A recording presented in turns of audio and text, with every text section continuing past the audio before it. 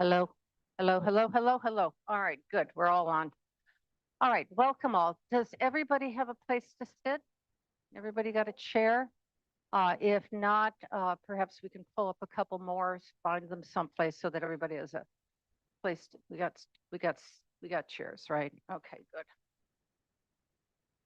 good. Before we begin, what is going to be, I think, another interesting county board meeting, I want to say belated Happy Mother's Day to all the women here, whether or not you have grown children who are living out of state, little children who are constantly causing your attention, or a four-footed furry child who just loves you with great adoration.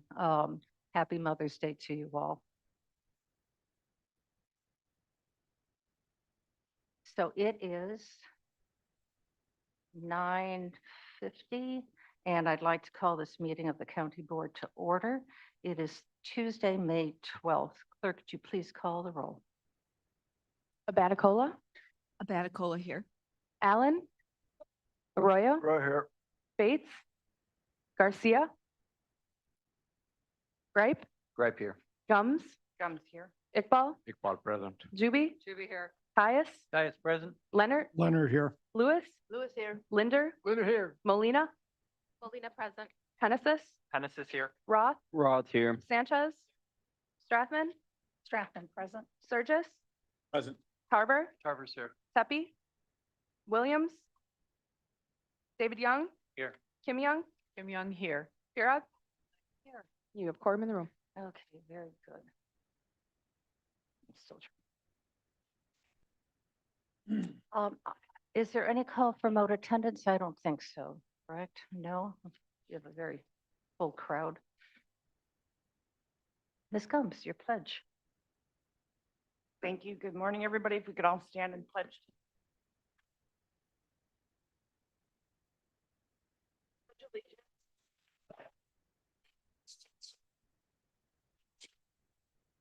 Stands one nation, indivisible, with liberty, justice.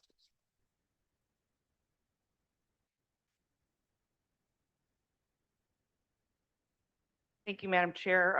Thanks, everybody, for being here. This is my month for the invocation. It's a little long.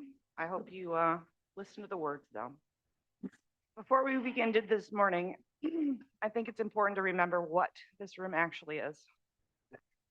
The board will be criticized, applauded, ridiculed, praised, hated, and sometimes maybe even despised. We will posture, we will argue, we will debate, we will disagree, and yes, we will vote. But before all of that, we should probably ask ourselves a harder question. Who are we on the Kane County Board? Are we leaders? Are we followers? Are we siloed into camps and corners? Are we one-issue wonders? Are we trying to think deeply?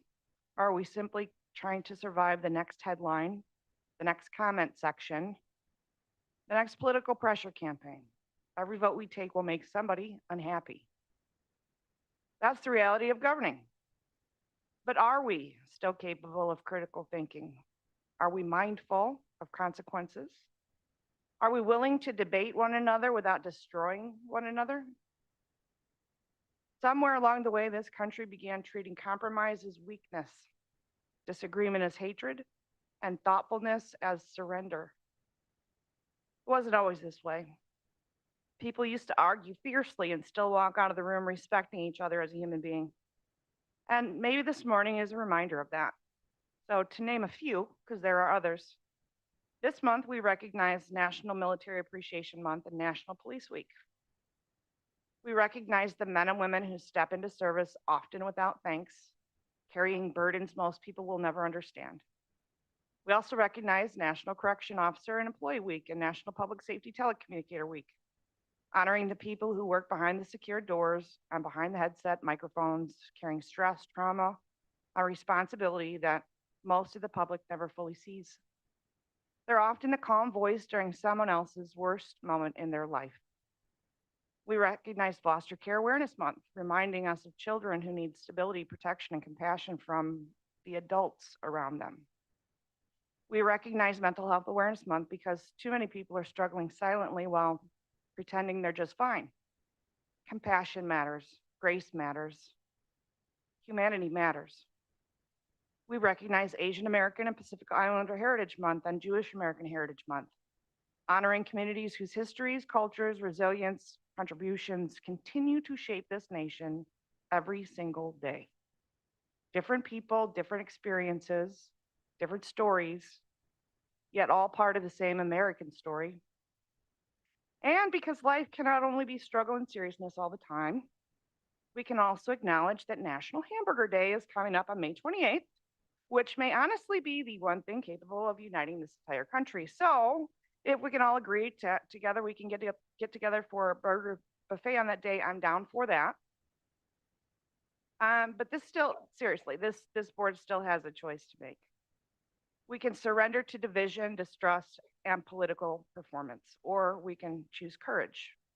We can choose thoughtfulness. We can choose to do what we honestly believe is right for everyone, even when it's not popular.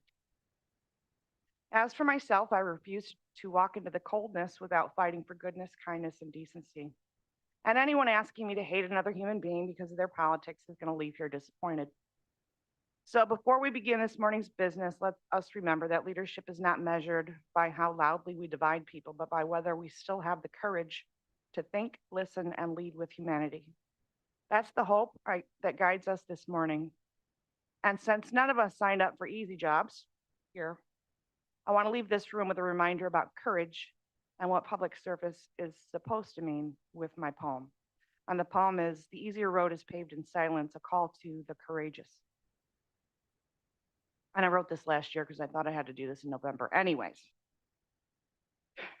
you are not challenged or chosen to warm a chair or nod along as if unaware. You are called to rise, to stand, to fight, to bear the burden of what is right.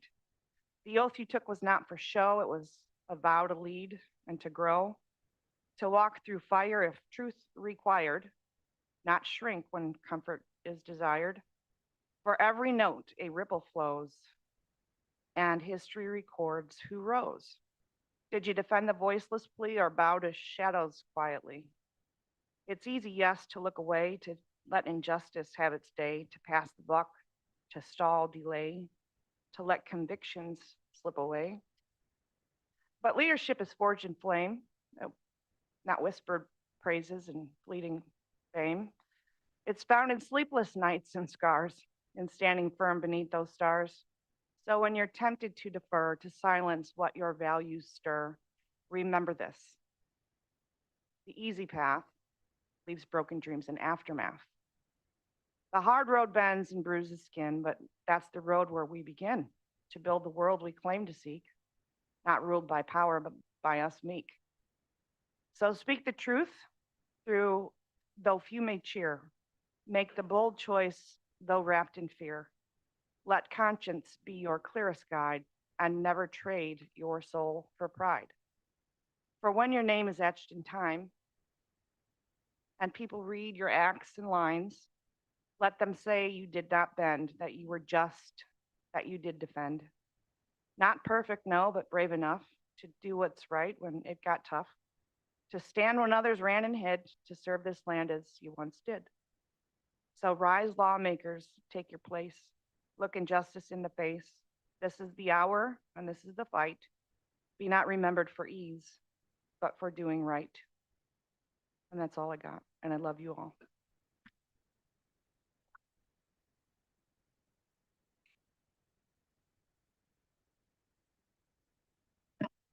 Thank you, Ms. Gomes. That was lovely. Much appreciated. All right, may we all take the path less taken, but the righteous path. All right, now, so I do not forget, I will ask Mr. Caius to give us an opportunity to approve the minutes of April 14th. Yes, Madam Chair, thank you. This is Caius. I would ask for unanimous consent for the approval of the minutes from April 14th, 2026. Thank you. Unanimous consent from everybody? Hold on, Mr. Iqbal had his hand up. Yeah, I had a couple of amendments that I conveyed to Christine. Those amendments were, we have two board members named Young, so they should be identified properly. And she said she did. Okay, So I would move for amendment and approval. I believe we can just adopt those with unanimous consent friendly. with those modifications. Absolutely. Absolutely. No vote necessary. Unless there's an objection. No, there's no. I'll second How that. about, well, we got the Youngs in conversation. So are you both all right with that? Yes. Well, I can see the difference. I know. Well, one, I think gender recognition is pretty easy. All right. So with that friendly Madam Chair, amendment to I have a recognize the question. Youngs. Yes, yes, ma'am. Ms. Juby.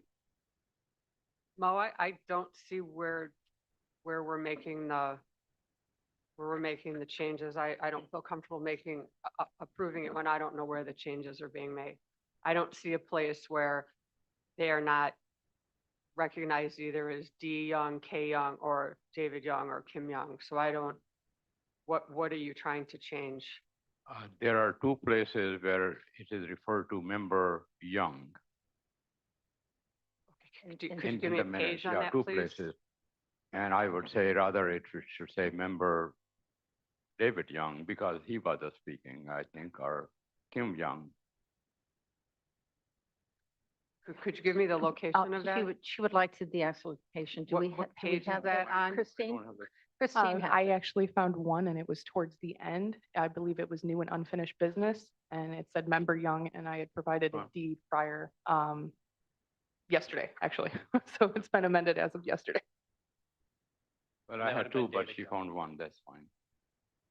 That would have been David Young for that at the end of the meeting. Would you prefer D Young or David Young in Oh, it the? doesn't. Well, I as long think, as I think Kay full Young. name is fine. David is good. Okay. And it's a good name. No problem. Yeah. Okay. All right. So with that, do we have consensus as to that friendly amendment? Yes, to everybody? Okay, very good. Thank you. And thank you, Mr. Rico, Mr. Karas, thank you. All right, we now have public comment. We may go over, so I hope we have your permission on this board to allow that. I believe we have 11 speakers. Each one, of course, is at 3 minutes. So we have the opportunity to hear from our members of the public about their concerns about or their issues around Kane County. So the first speaker today will be Vicki Davidson Bell.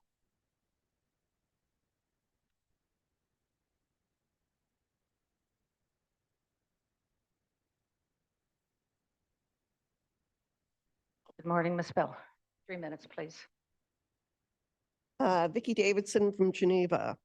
May 1st, there was a peaceful May Day rally in Aurora to celebrate the workers who are integral to our economy and quality of life, and the need to ensure workers receive fair compensation for their efforts.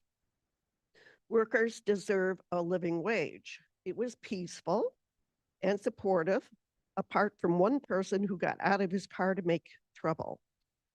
Brian Anderson from Sugar Grove took the opportunity when the main group left the rally area to march through the city to confront individuals who remained behind with the audio equipment and tables with information. Brian aggressively grabbed one man there who was not having it. A marshal had to escort Brian out of the area. Brian routinely visits rallies to heckle, but this is the first event I attended where I was aware that he physically laid hands on someone. Brian is a disruptor. I raise this point because anecdotally, we've all experienced a similar pattern of behavior. The Chicago Tribune on May 4th, 26, reports on a group who have had similar methods of intimidation that we have seen here in Kane County, backed by Kane County Speaks, Three-Headed Eagle Alliance, the Warriors, in addition to others. In fact, this behavior is what drew me to the Kane County Board meetings initially. Tara Stamps, the Cook County Commissioner, stated in an email dismay at rampant disrespect in their meetings. She states, "We are complicit in being disrespected on our jobs. When what you call free speech feels like harassment and sounds like slander. The room is increasingly becoming unprofessional and unstable." The article goes on. Supporters of Donald Trump have been testifying for months, railing against taxes and crime and tying it to local sanctuary policies. Their near constant activism has earned applause from as high as up as the White House. To detractors, they are disruptive gadflies at best. At worst, attention seekers or grifters whose speech would incite violence. We've seen this behavior here in King County, and it's replicated elsewhere. I hate to be a political conspiracist, but this seems like this behavior and outright lies. I won't say misinformation because that's making it normal. Outright lies are coordinated. Social media influencers come out with similar talking points at the same time. Nonpartisan elections become politicized with misinformation and coordinated talking points. One King County board member has repeatedly threatened other board members with lawsuits. That's harassment. Whether it's coordinated or not, harassment, intimidation, Ms. and Bell, trying to thank you. win with threats and Ms. Bell, your misinformation time is up. Thank you very much.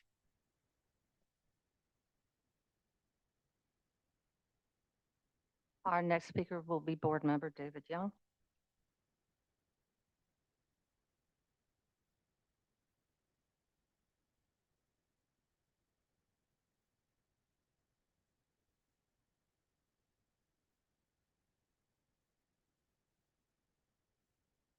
When a person speaks during public comment at a board meeting, they are exercising rights protected by the First Amendment.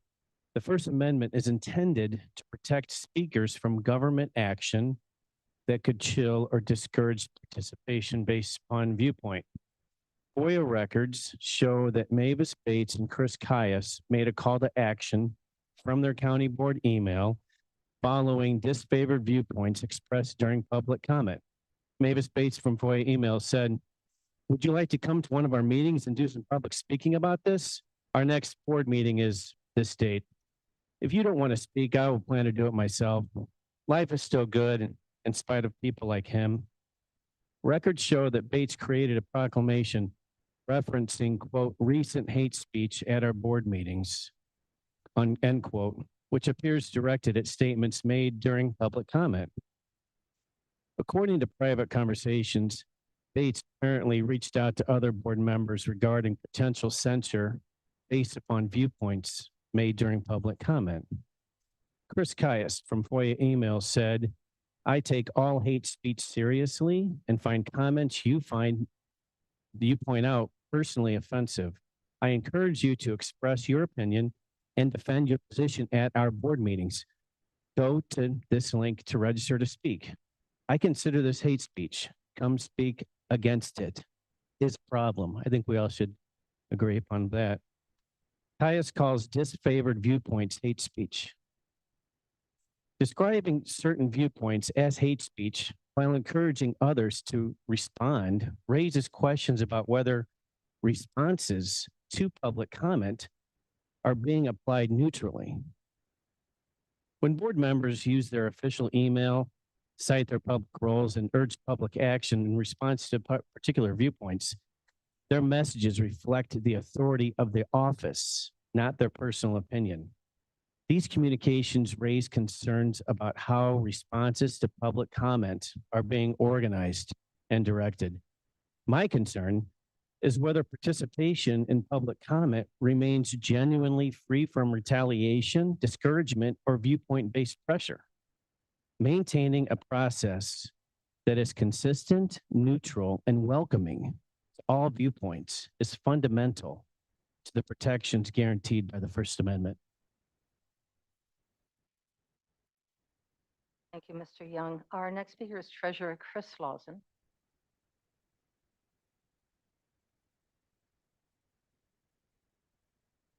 I believe Mr. Lawson has some slides he would like to show.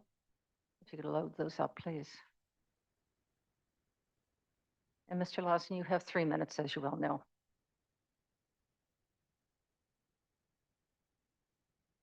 Thank you, Blair. You know, ultimately, the board and its chairman are responsible for the good and bad morale of the entire county workforce, including the Treasury. For your Treasury function, there's a lot at stake if if you get it wrong. It's your money, collected and managed. It's the lifeblood of everything you have, only the potential to do. Could you go to page 2? 3 minutes today for 1.5 topics. Number 1, investment income. Your county budgeted interest income expectation for fiscal year 23 was $1.8 million. Instead, we produced 17 million in 23, 21.6 million in 24, 22 million in accrued interest income in 25. That's 10 times the expectation. Local governments, the second line, local governments received $300,000 in investment income in 22 before our team went to work. But in 24 and 25, they received $3 million, again, and 10 times more. Your Chief Financial Officer, Kathy Hopkinson, told the February 26th Finance Committee meeting that $20 million of reserves were consumed in 25, yet interest income replenished $20 million. Could you go to page 8? Number 2, we replaced through RFP our operating bank for a net annual increase in interest or decrease in fees of over $600,000 for you and taxpayers. Blair, if you go to 9. Number 3, our new and improved tax bills. Pie chart for transparency, telephone numbers for accountability, complete online option for cost efficiency and sustainability, postal tracking for reliability, your tax bill explained from A through Z, and then printing is free. I negotiated with JP Morgan Chase 3 years ago. Essentially, we send them a bill and Chase pays for printing the tax bills. That means no taxpayer expense for printing and significant savings on postage because of the online option. Finally, if you go to the next page, let me leave you with Walt Disney's 3 types of people. Let's see, I'm sorry, page 11. Of 3 types of people, Walt Disney, bell poisoners, villains in his stories, lawnmowers, the bystanders, and life enhancers, his heroes. So choose who we are every day. Thank you for your attention on these benefits to county taxpayers. Thank you, Mr. Lawson.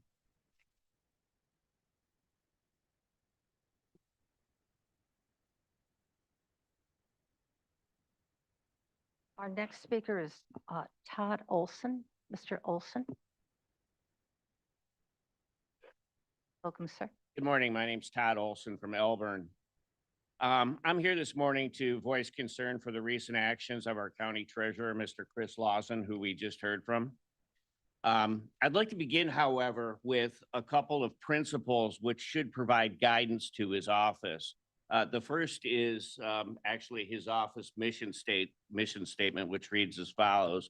Our mission is to provide excellent customer service as we collect, invest, distribute revenues that fund local governments while fulfilling the responsibilities mandated by the state of Illinois and operating within the framework of the county's overall vision. The other concept, which I think is useful to our discussion this morning, is that of fiduciary responsibility, which is defined as the legal and ethical obligation requiring a person or entity to act in the best interest of another party, prioritizing the beneficiaries or constituents' needs over their own. Now, perhaps I'm missing something, but I don't believe that either of these principles includes using taxpayer funds to distribute blatantly political material during an election cycle. Mr. Lawson, who is running for re-election, has seen fit to abuse the power of his office to send an overt campaign message to over 200,000 homes and businesses in Kane County. He has used your tax bills as a Trojan horse to distribute his campaign literature.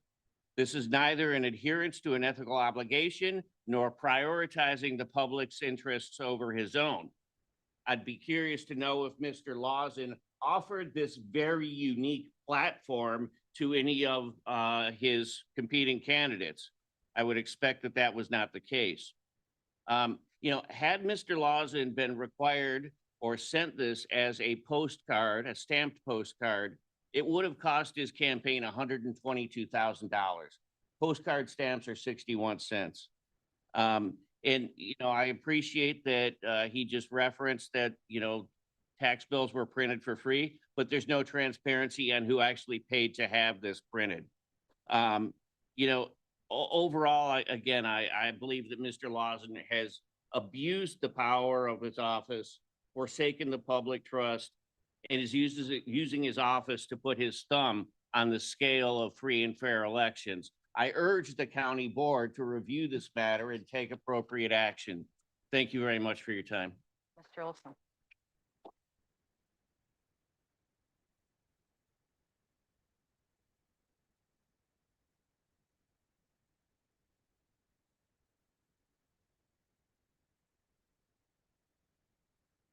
Our next speaker is Brian Anderson. Mr. Anderson. There you are.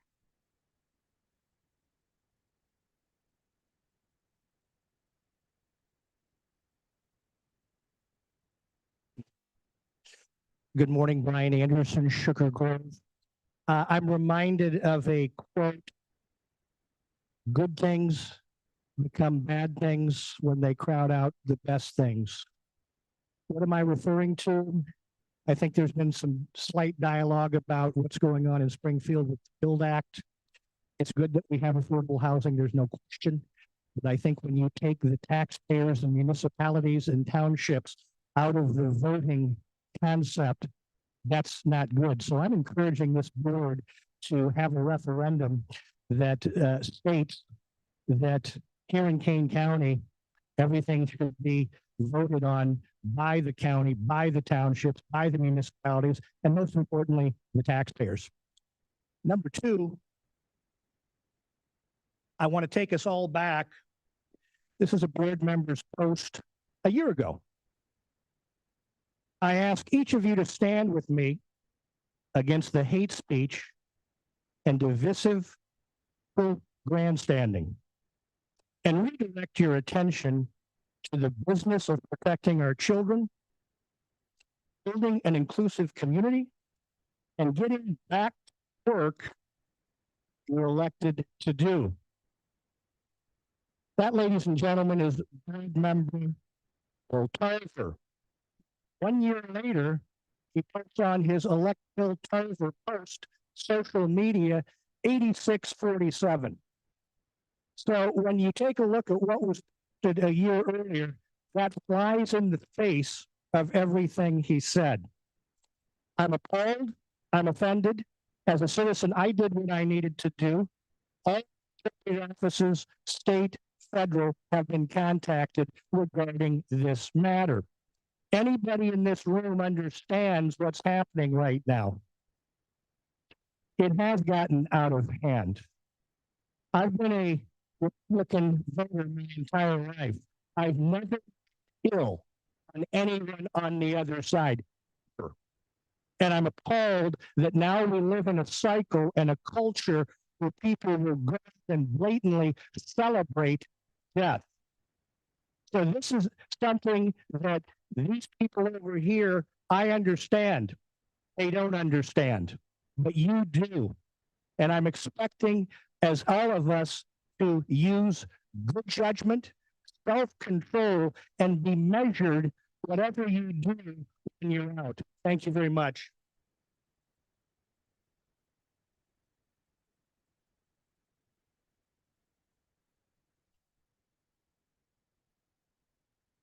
Jeannie Marr? Jeannie here? Oh, I'm so sorry. Yes, absolutely. Janine, absolutely. Yes, please. Janine.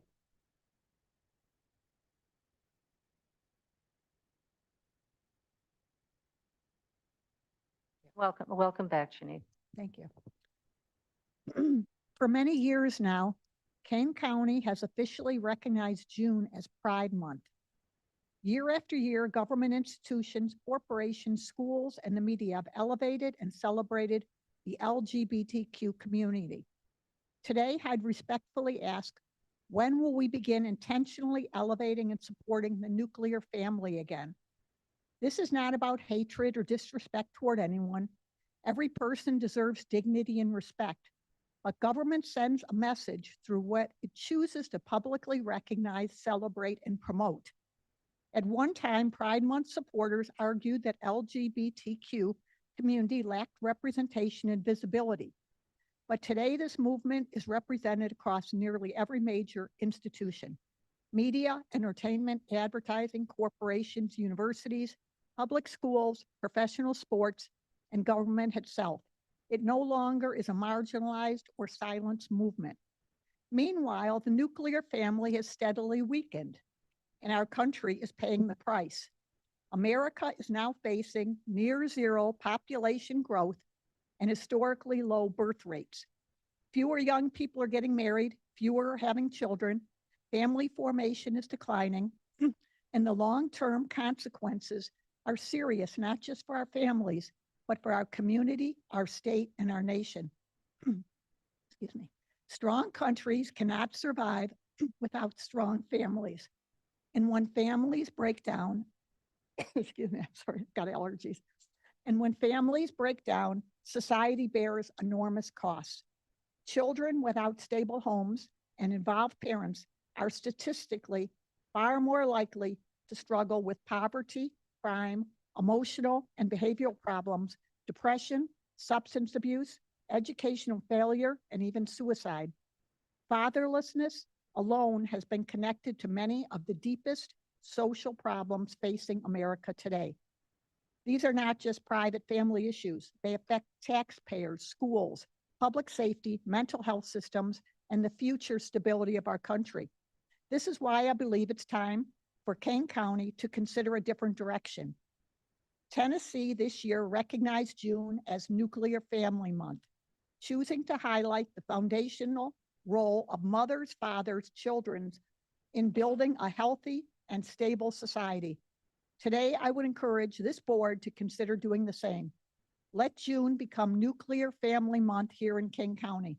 Let's begin elevating marriage, parenting, children, stability, responsibility, and the families who are raising the next generation of Americans. If we truly want a stronger King County, a stronger Illinois, and a stronger America, then it's time to start rebuilding and honoring the Thank you, ma'am. institution that holds Janine, society thank you together. very much. The nuclear family. Thank you.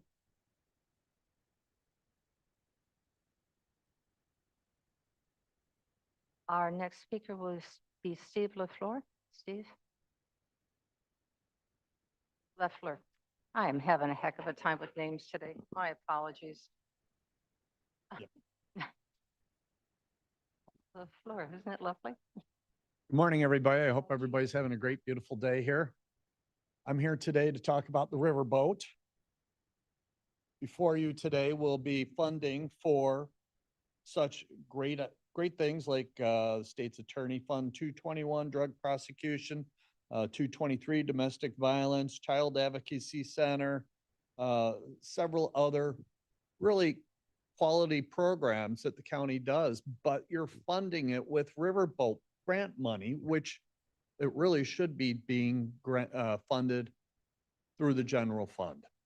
You should not be reliant upon, the Grand Victoria Riverboat giving you guys funds for these purposes when, Aurora's going to open up this summer, that casino that they're building down there. What's going to happen to these funds when that happens? Are they going to dry up and go away? They could, and then these great funds lose their funding source. Riverboat's also been a catch-all for other pet projects that, some folks want to have in there or want to get funded and other folks may not.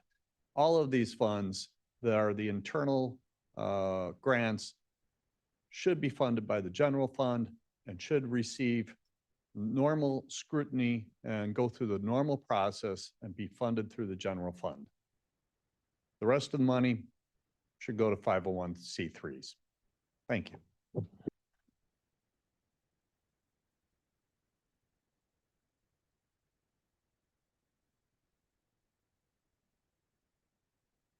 Our next speaker is Denise Theobald.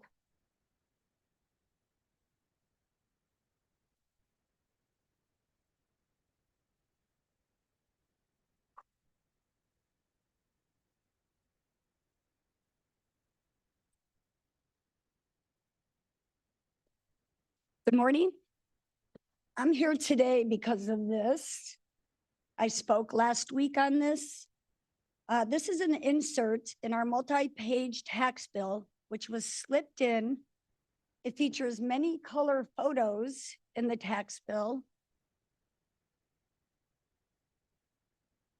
And what is really telling, because many people think, what's the big deal, is what's on this insert. I have a speech, but I'm not even going to read it because to me, it was so appalling. In this insert, just like two other photos on the tax bill, is Mr. Lawson's photo, his title, and a line that says what the treasurer's office is doing to hold the line on taxes. I think it's important to know that this isn't government information, neutral government information. This is a campaign slogan that he uses on many of his campaign sites. The insert goes to claim that he has cumulative interest. When the banks pay more interest on county cash balances, taxpayers can pay less property taxes for county expenses. That's extremely misleading. And in context to the cumulative earnings, there's a firm that is hired to invest the money, not because of some unique accomplishment personally created by Mr. Lawson. Yet this insert appears to be designed for name recognition to go over to 200,000 households and businesses 6 months before an election. So I'd like to know if this insert was reviewed by the state's attorney along with the other tax documents that went out for approval. Did your staff, Mr. Lawson, assist with this along? Do they also assist with putting up slides of political articles at every board meeting or at every finance meeting in your treasurer's report that many deem as campaign political propaganda? There's one thing that I think all residents agree on, no matter what side of the aisle you're on. And that's public resources should never be used for political self-promotion. This is a breach in public trust. The Kane County's ethics ordinance and other offenses must be investigated by local and state authorities because we see this as a misuse of taxpayer money. I also want to note that holding the line on taxes is just the assumption you have some control over it. You're an administrator, you collect money, you pay the tax bonding entities. You have no control on what residents pay on taxes. So please stop campaigning on taxpayers' dime. Denise, thank you. Stop inserting your politics into our government business.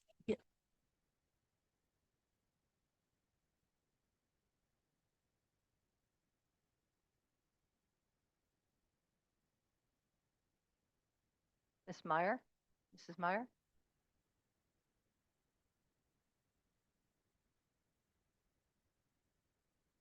Good morning, residents. Have you ever had the sense of humility when you know you've blown it? My pastor asked us this on Sunday. This humility does not come easily for me, but when I rarely see it in society, I am so drawn to that person who has its character. What I'm asking for each member of this board and me is to have this attitude of humility in every part of our lives.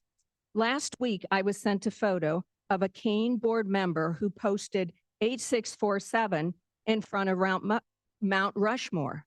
At least one other Kane board member wrote their approval. I believe this post was removed. Now, 8647 is an ambiguous kind of message, with some people interpreting kill our president. It is this kind of message that stirs up hatred and violence, especially among a small portion of people who have not been blessed to have stable minds.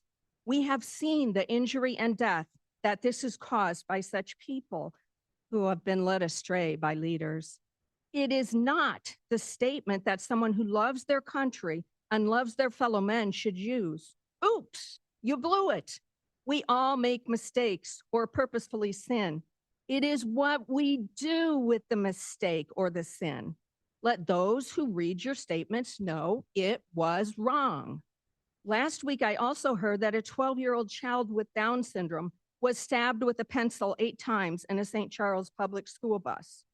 And a year or so ago, watching a video of a young man, perhaps middle school, walking up to a St. Charles public school lunch table and begin hitting and kicking someone else. This isn't limited to St. Charles. The leaders in our society need to know that socialize has the same base as society. Socialize means to cause to accept or behave in accordance with social norms or expectations.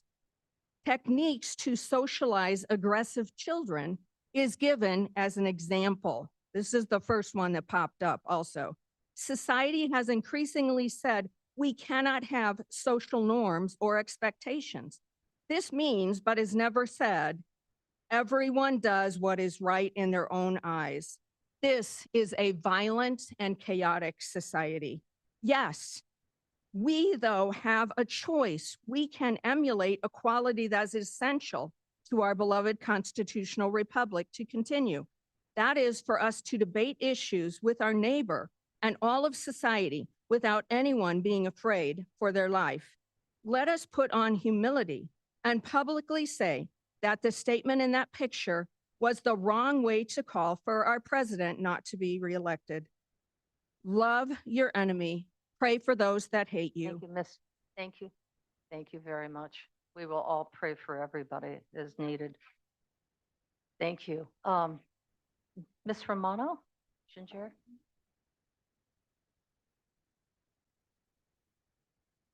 Welcome back, Ginger. Thank you. I'm kind of all over the place today. I'm just kind of concerned, what are you going to do when all of these ARPA project money is gone? Where will the money come from? You can't keep finding new ways to tax people. I know the state's trying to do that, but anyway, motor fuel tax, the state has an automatic yearly increase. And Kane seems to be following suit and other taxing matters in lockstep with the governor and supermajority Illinois legislature agenda, which in my view is destroying this great state. Living wage, I believe that's relative. I mean, what really is a living wage? You know, minimum wage is something usually is a job the teenagers have. I know for them, that's a great living wage. Other people, maybe not so much, but to me, I believe wages are supposed to be what the job is worth, not what it takes to earn a living. But if you can't live on a minimum wage job, then you get one that sustains your lifestyle. I mean, I know I did, and I'd like to see town halls by the district board members. I think that might be helpful. I'm not sure. I know it depends on if the people decide they want to come out or not, if they're too busy or whatever it is.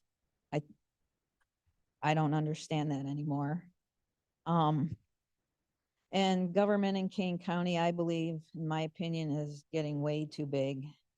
There's too many administrators, assistant administrators, assistant to the assistant administrators, and whatever else. I guess people didn't hear this last thing. What I seem to understand was no taxpayer money was used for the tax bill or any inserts. I thought that's what I heard anyway. That's all. Thank you. Thank you. Our last speaker will be from our historian, Mr. Shepro.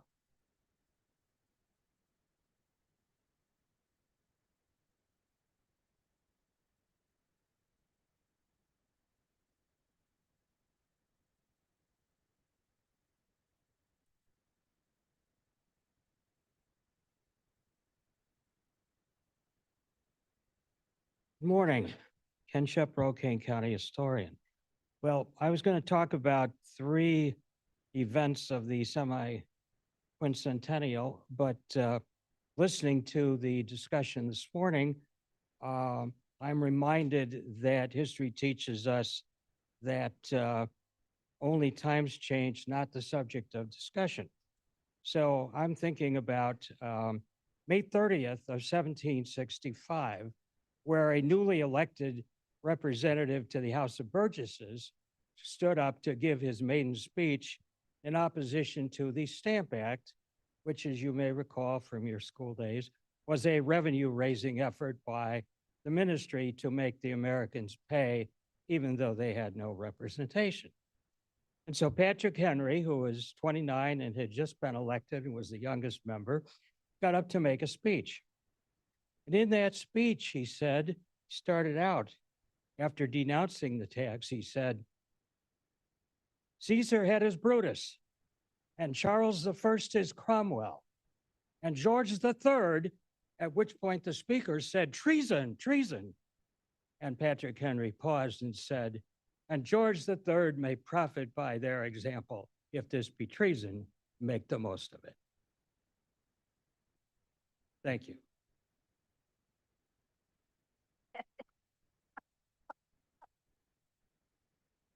And he didn't use the word number 86.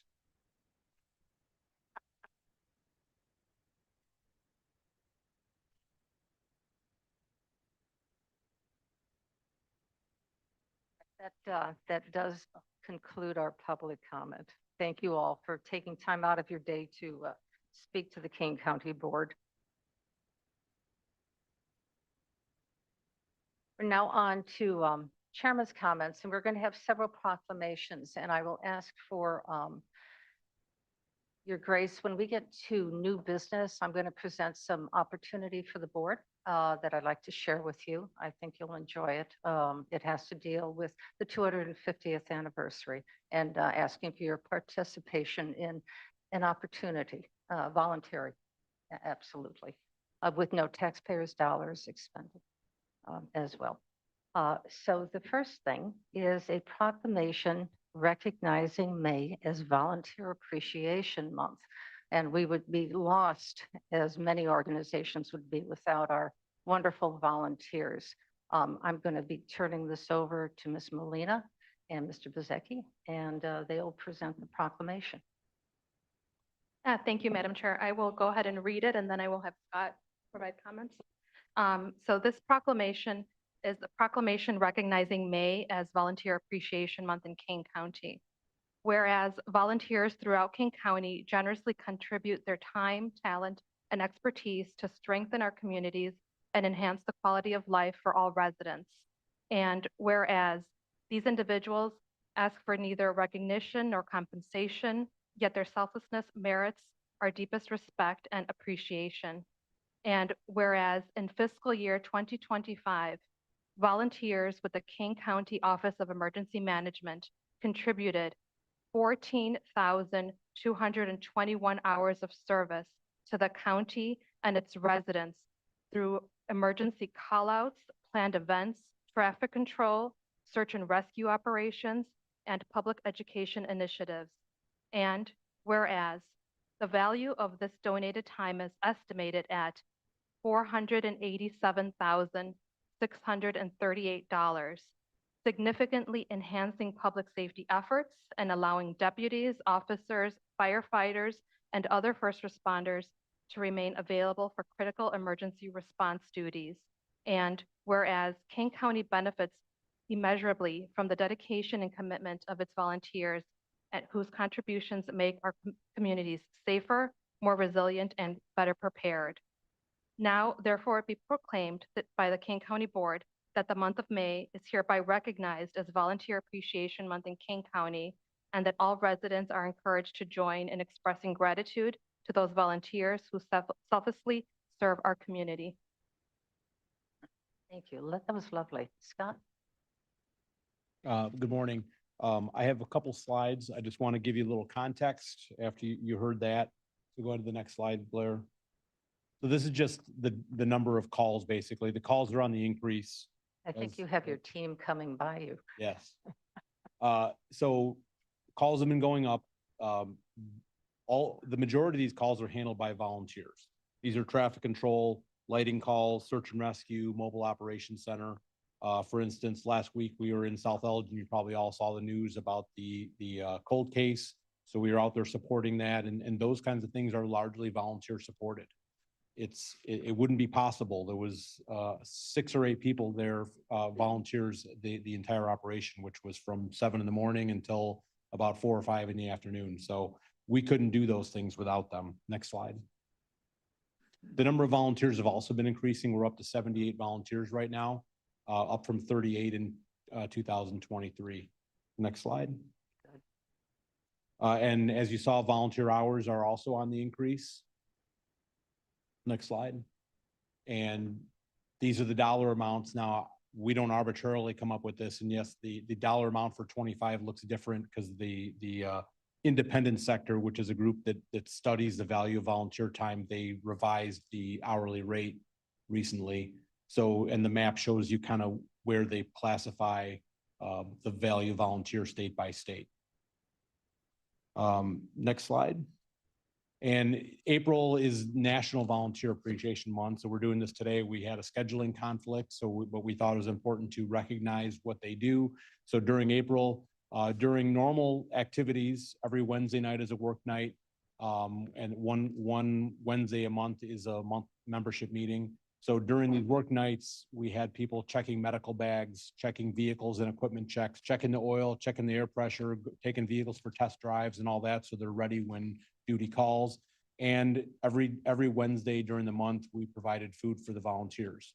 So one of those was a cookout. So you see one of our volunteers, Chris Deal, it was a chili cooking on the grill that day. And then we also catered in kebabs, Chipotle, pizza, and Jersey Mike's. All that was funded out of the volunteer fund, which is funded entirely from donations. Next slide. And some other activities. We had shelter training taught by the Red Cross. So we had volunteers learning how to set up a shelter if one's needed in an emergency. We cleaned the garage, just like we all have to do at our own houses. We cleaned the garage. We kind of washed winter out of there. And then we also started a new member academy for 18 new search and rescue volunteers.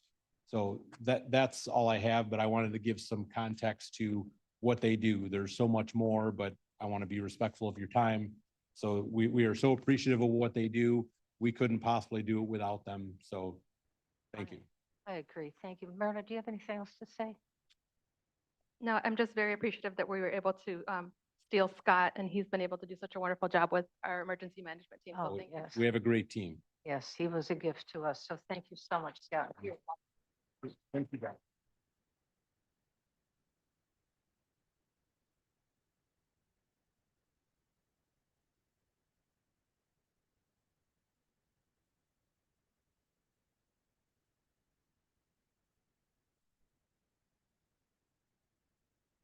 Yes.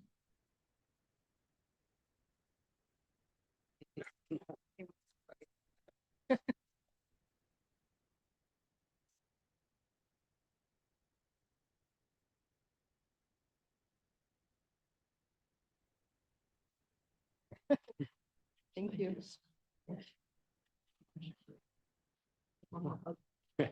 Good job. Thank you.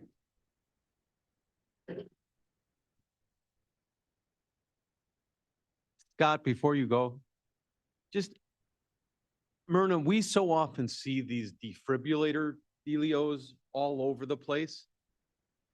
If I had to use one, I would be afraid. I don't know like how many people are trained on that at all. If you ever did a class on that, I mean, I think you'd fill an auditorium just to know what not to do or how to save someone. Right. Our members are trained in first aid and using defibrillators. We don't teach it, however, the Kane County Health Department does, and they come in and teach our members as well as the public how to use all those things. So, and we have a couple of them that are carried around in our vehicles. Okay, super. Thank you. Scott, very much. Well, the next proclamation is very dear to my heart. As you know, I am not an avid motorcyclist. As a matter of fact, yes. Oh, yes, we need a vote. I'm sorry. Could we have a vote? Second, please. Kaya? Second, thank you. All right, clerk, call the roll on. Oh, sure, absolutely. So, I truly, truly appreciate what Scott and his group has does, but, I think that we are a little missed because we have so many, many volunteers in all of our groups. Correct. And to just call out Scott's, I think is kind of demeaning to the rest. So, I'll vote no on this, but not because of Scott. But I would like to see it say that all of our Kane County volunteers put in a combined hours of, it's way more than this with way more of a dollar value on it. So what I could suggest is, although it would be a little late, but a gift late is still a lovely gift, and recognition is still a recognition. If you could put together, work with Julie to put a proclamation in for June, recognizing the remaining volunteers that Kane County has, we'd all welcome that a great deal. And I know you're very sensitive with this because you work with so many wonderful volunteers. So thank you for that comment. You're ready? Madam Chair, if I may, the reason this is specific to the emergency management, it's because normally April is emergency management awareness month. So we just changed it a little bit because our staff wasn't available to be here in April. So that's why this is specific to the emergency management. Your point is taken, though. I think if we can do another one, that would be great. I don't think voting against this really is necessary, but I respect your position on that. But thank you for bringing that up. Good. And we look forward to, I saw Mr. Gripe volunteered to help out with that as well. So good luck getting all the hours. I'm sure there'll be thousands of hours of volunteer time. Billions dollars. Billions of dollars and thousands of hours. All right, let's take the vote. Abaticola, Batacola, aye. Allen, Arroyo, Yes. Bates, Gripe, Right, yes? Gums, yes. Iqbal, Iqbal, yes. Juby, Caius, Caius, yes. Leonard, Leonard, yes. Lewis, Yes.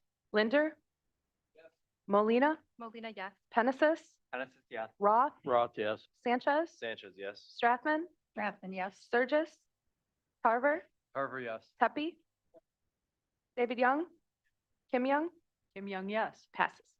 Okay, very good. All right, now we're going on to our Motorcycle Awareness Month. As I was saying, I'm not an avid motorcyclist. Matter of fact, the last time I was out on a motorcycle, I was just reflecting, was when I was in graduate school and my boyfriend had a motorcycle, as did his best friend. I rode with the best friend because I didn't trust him. But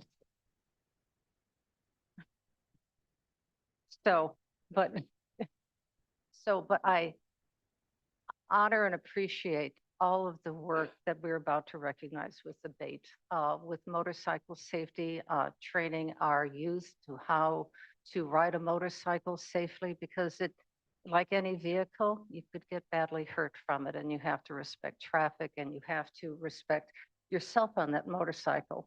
I am very much aware of their need for having one's hair or lack of hair, as you'll see with our gentleman who's going to come up and get recognized, feeling of the air. I have to say that when I ride my bicycle, and don't condemn me, oftentimes I do not wear a helmet because I don't condemn, just accept.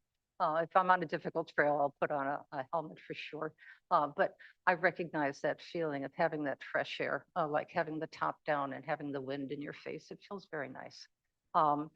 But nonetheless, their advocacy for safety, their wonderful advocacy, and who is at fault with this, perhaps us all at one time or another, not to hold your telephone and answer a text when you are driving or taking a look at it, or clumsily answering a phone call instead of pulling over to the side of the road to respond to that phone call, is something that they are very strong about, to make sure that we protect them, we protect ourselves with road safety.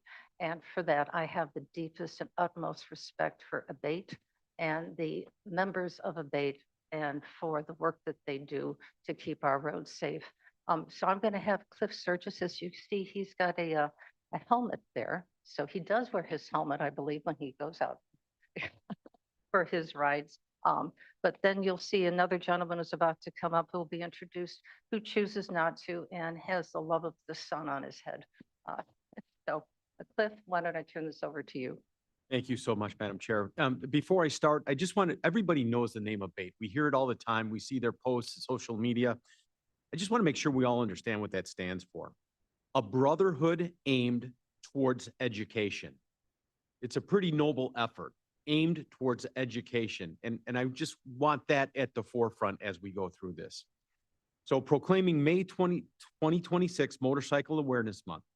Whereas safety is the highest priority for the highways and roadways of Kane County, and whereas motorcycles are a primary, common, and economical means of transportation that reduce fuel consumption and road wear and contribute in a significant way to the relief of traffic and parking congestion, and whereas it is especially meaningful that the residents of Kane County be aware of motorcycles on the roadways and recognize the importance of motorcycle safety, and whereas the members of a BAIT of Illinois, a brotherhood aimed towards education, continually promote motorcycle safety, education, and awareness in high school driver's education programs and to the general public throughout Kane County, presenting motorcycle awareness programs to over 120,000 participants over the past 9 years. And whereas motorcyclists have contributed extensive volunteerism and financial support to national and community charitable organizations. And whereas, according to the Illinois Secretary of State, in 2025, 10,057 motorcycles are registered in Kane County, reflecting a significant and active riding community. And whereas during the month of May, all roadway users are encouraged to unite in the safe sharing of roadways with Kane County. Now, therefore, be it proclaimed that the Kane County Board, on behalf of the residents of Kane County, in recognition of 39 years of a BAIT of Illinois and over 352,000 registered motorcyclists, and in recognition of the continued leadership in motorcycle safety, education, and awareness, do hereby proclaim the month of May 2026 as Motorcycle Awareness Month in Kane County, and urge all motorists to join in an effort to improve safety and awareness in our roadways. Chris, Why don't thank you sum it for up? all you do. I think we'd like to come up and take a photo with Madam Chair. And for those of you that weren't around this weekend, Chris hosted not one, but two events. I participated one on Route 47 and Route 38 Roosevelt Road, depending what generation you're from there. But it was about making sure that you see, making sure that you put your cell phones down. And the most impactful thing that I found that day, there were people all over the corners with bright yellow signs that say, pay attention. But there were also Elburn Police Department members and Kane County Sheriff members who just sat there waiting for people to go through the intersections, walking on their cell phones at the face. And at least for me, I think I was there for 6 tickets that were given in a half an hour. Corner was loaded. The poster said, put your cell phones down. And people just ignored them and drove through. So, Chris, thank you for everything that you and the Brotherhood does on behalf of motorcyclists and education. Chris, Thank you. just want you to shut up.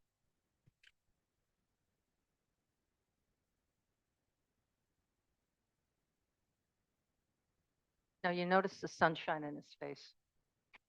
So I had to go to Geneva's meeting last night for a proclamation, and Mayor Burns told me about this great invention called sunscreen. I'm gonna have to check that out, obviously. But thank you, Cliff. Thank you, Madam Chair, to the board. Education is a big part of what we do. One thing I'm very proud of with our chapter, and we cover Kane and DuPage County, is we go into the schools and talk to students and newer drivers about motorcycle safety awareness, not playing on their cell phones. And last year, we spoke to almost 6,000 students across the two counties. We worked very hard last year, the state organization did, and we have now made it mandatory in the state that they have to provide motorcycle safety training courses. We have to bring them back up north where it has been sadly lacking for years. So those are coming back, and it's a very exciting thing for us because we want to see people trained to ride the right way, to ride safely. And I will be the first to call them on it, not doing wheelies down 88, 294 and all of that. I'll be the first to call them out on that. So I appreciate this very much. I appreciate Kane County continuing to do this every year, and you have bragging rights because you beat DuPage County. So there you go. Okay.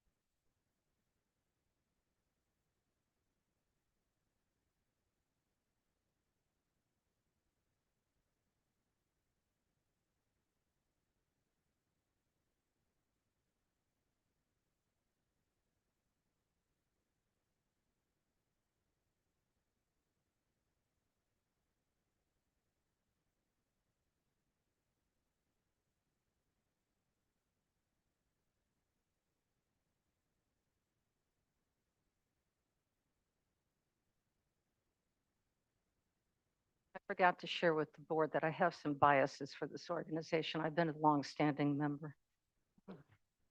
So, Madam Chair, do you request a motion? motion to, I would to move- approve the resolution. Raw to a motion. Thank the proclamation. Thank you, Mr. Roth. Mr. Caius? Caius, second. Thank you. Want to call the roll? And does anybody have any comments on this? No? Okay. Oh, yes, ma'am. Don't yell at me now, but no. Oh, no comments about helmets.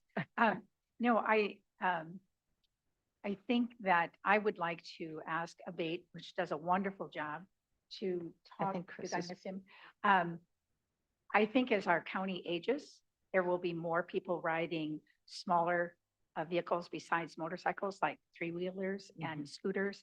And I would love to see a specific licensing program for those, because the rules are the riding safety is a little bit different for motorcycles than it is for the smaller vehicles. And I think it would be, it would be a good thing to educate some of the older people. It would be one that I never rode a motorcycle, but I mean, I never drove a motorcycle. And to ride a three-wheeler would be helpful to have the safety rules for it. Okay, very good. So we can, Cliff, I think we can talk about that with debate. And Michelle, you had your hand up? I do,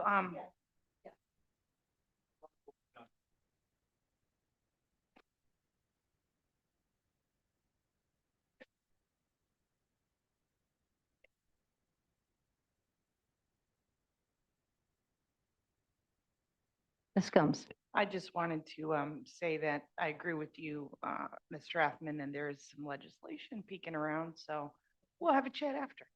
Okay, good, good, good, good. Just everybody, if you're out on the road, whether you're in a 4 or 2-wheel vehicle, just mind yourself. Be careful, check, just make sure you stop at a stoplight or a stop sign and don't just kind of glide through, especially on 2 wheels. Madam usually Chair. Stop. Madam Yes, Chair, Ms. Combs. my favorite rule for myself is 5 car lengths behind a motorcycle, at least. At least. I'm not like the one who's like ages back, because Just- that's a scary thing. Just in You just case. have to be careful. Yeah, just in case. I would agree. Okay, let's take the vote, please. Abaticola, Batacola, aye. Allen, Arroyo, Bates, Gripe, Right, yes. Gums, Gums, yeah. Iqbal, Iqbal, yes. Juby, Juby, I. Caius, Caius, yes. Leonard, Leonard, yes. Lewis, Louis, yes. Linder, Linder, yes. Molina, Molina, yes. Hennessis, Hennessis, yes. Roth, Roth, yes. Sanchez, Sanchez, yes. Strathman, Strathman, yes. Sturgis, Tarver, Tepe, David Young, Yes. Kim Young, Hey, Young, yes. passes. And Arroyo, yes. Right. Let me see. Okay, here it is.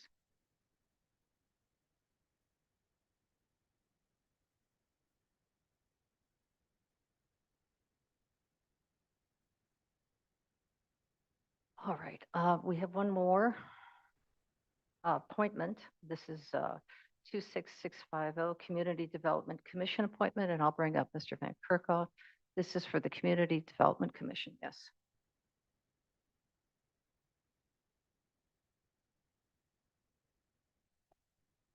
Good morning, Mark Van Kerkhoff. These are appointments for our Community Development Commission. This commission makes initial review of applications and recommendations to use the Kane County Board for the use of our CDBG funds that we receive annually from the federal government through HUD. There are some reappointments on the list, and then we have some new appointments, 3 community members. The commission itself is made up of 5 board members, 5 municipal appointments that we appoint, but municipal officials, and 5 citizen at-large appointments. Our citizen appointments were taken from our pool of applications. If you're not aware of it, we have a portal online. If people are interested in getting involved in any of our commissions or the boards that are volunteer, they can do so on the county's website. One of them actually is with us this morning. She cared enough to come in and sit on the board meeting. So if there's any questions, I'm happy to answer those. Do you want to introduce who's sitting in the audience? Sure. Sandy Jadsmansky. I'm not sure if I pronounced it right.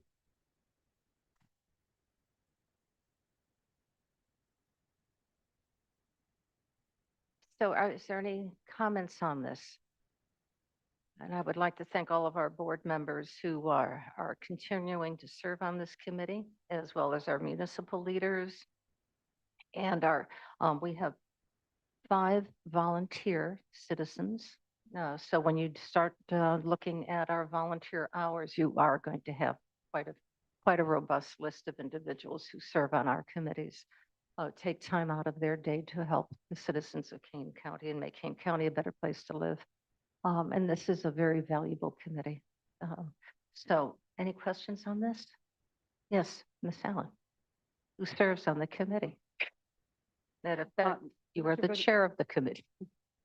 Mr. Van Kerkhoff, do we have funds coming in for this next year yet? And do we know how much that will be? Yes, we have about, we received our notice of our funding for our 2025 or 2026 program year. For community development block grant funds, it's about 1.2 million. And for our home partnership funds with the city of Elgin, it's a little over 800,000. We hope it continues. Yes. All right, with no other comments, clerk call the roll. Oh, we have a motion, a second, sorry. Genesis will move. Thank you, sir. Thank you, Mr. Linder. Now let's call the roll. Abaticola, Baticola, aye. Allen, Arroyo, Oh, yes. Bates, Bates, yes. Gripe, Right, yes. Gums, yes. Iqbal, Iqbal, yes. Juby, Shuby, aye. Caius, Yes. Leonard, Leonard, yes. Lewis, Lewis, yes. Linder, Linder, yes. Molina, Molina, yes. Hennessis, Yes. Roth, Roth, yes. Sanchez, Sanchez, yes. Strathman, Strathman, yes. Sturgis, Tarver, Tarver, yes. Tepe, David Young, Yes. Kim Young, Kim Young, yes. passes. Okay, very good. Thank you. Before we get onto our consent agenda, as you know, Springfield is hot and heavy. I think they've got about 2 weeks left in their session. And Ms. Gums asked if we could do a brief synopsis of what is going on. Clayton is there. I see Clayton. Do you want to bring them all in? I'll turn this microphone over to you. Thank you. Yes, go ahead. Thank you very much for that. I didn't even ask and you read my mind. You What? know where I was going with it. I Well, like it. he's sitting right there. Thank you.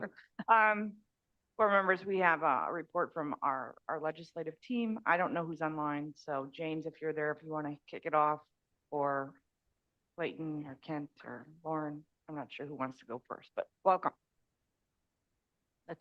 This is Kent. I'm here. Clayton, if you're there, can you go first? I think James is like 1 minute before he gets on. Can you get any louder?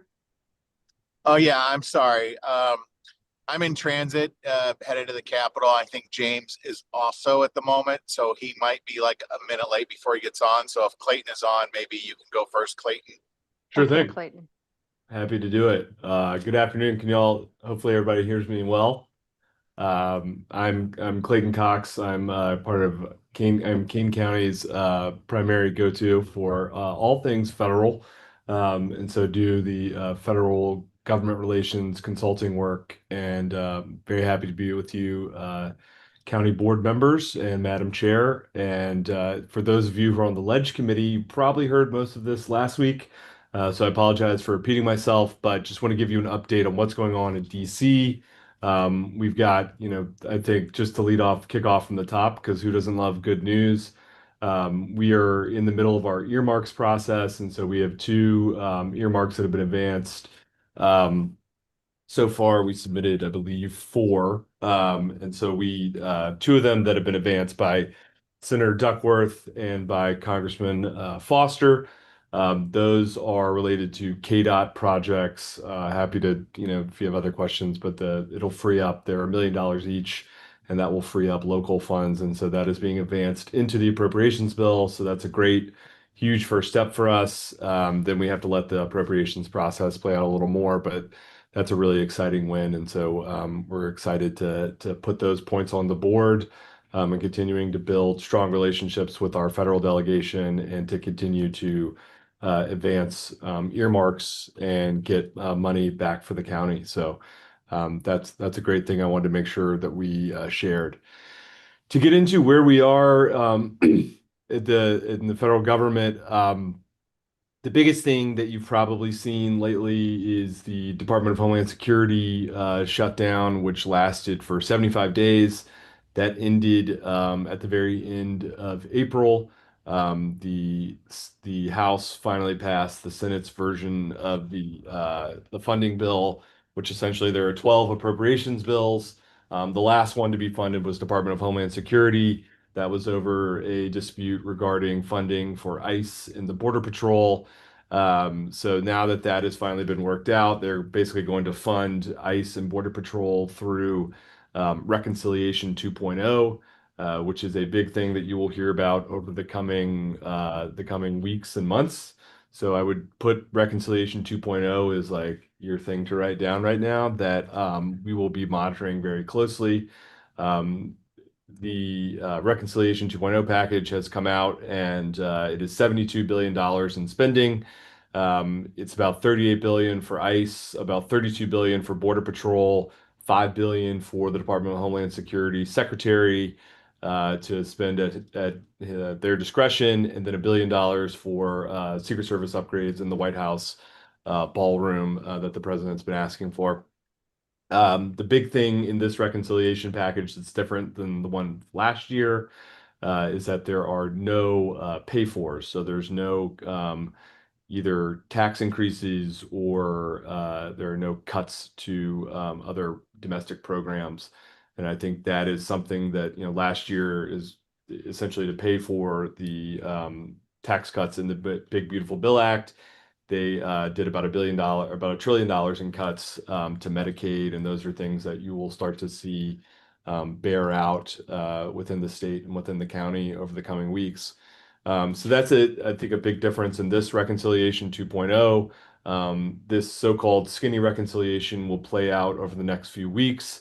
They're going to try and get this done as soon as possible. I think the $1 billion for the White House ballroom is something that will be fairly contentious and will go back and forth, and that could slow things down.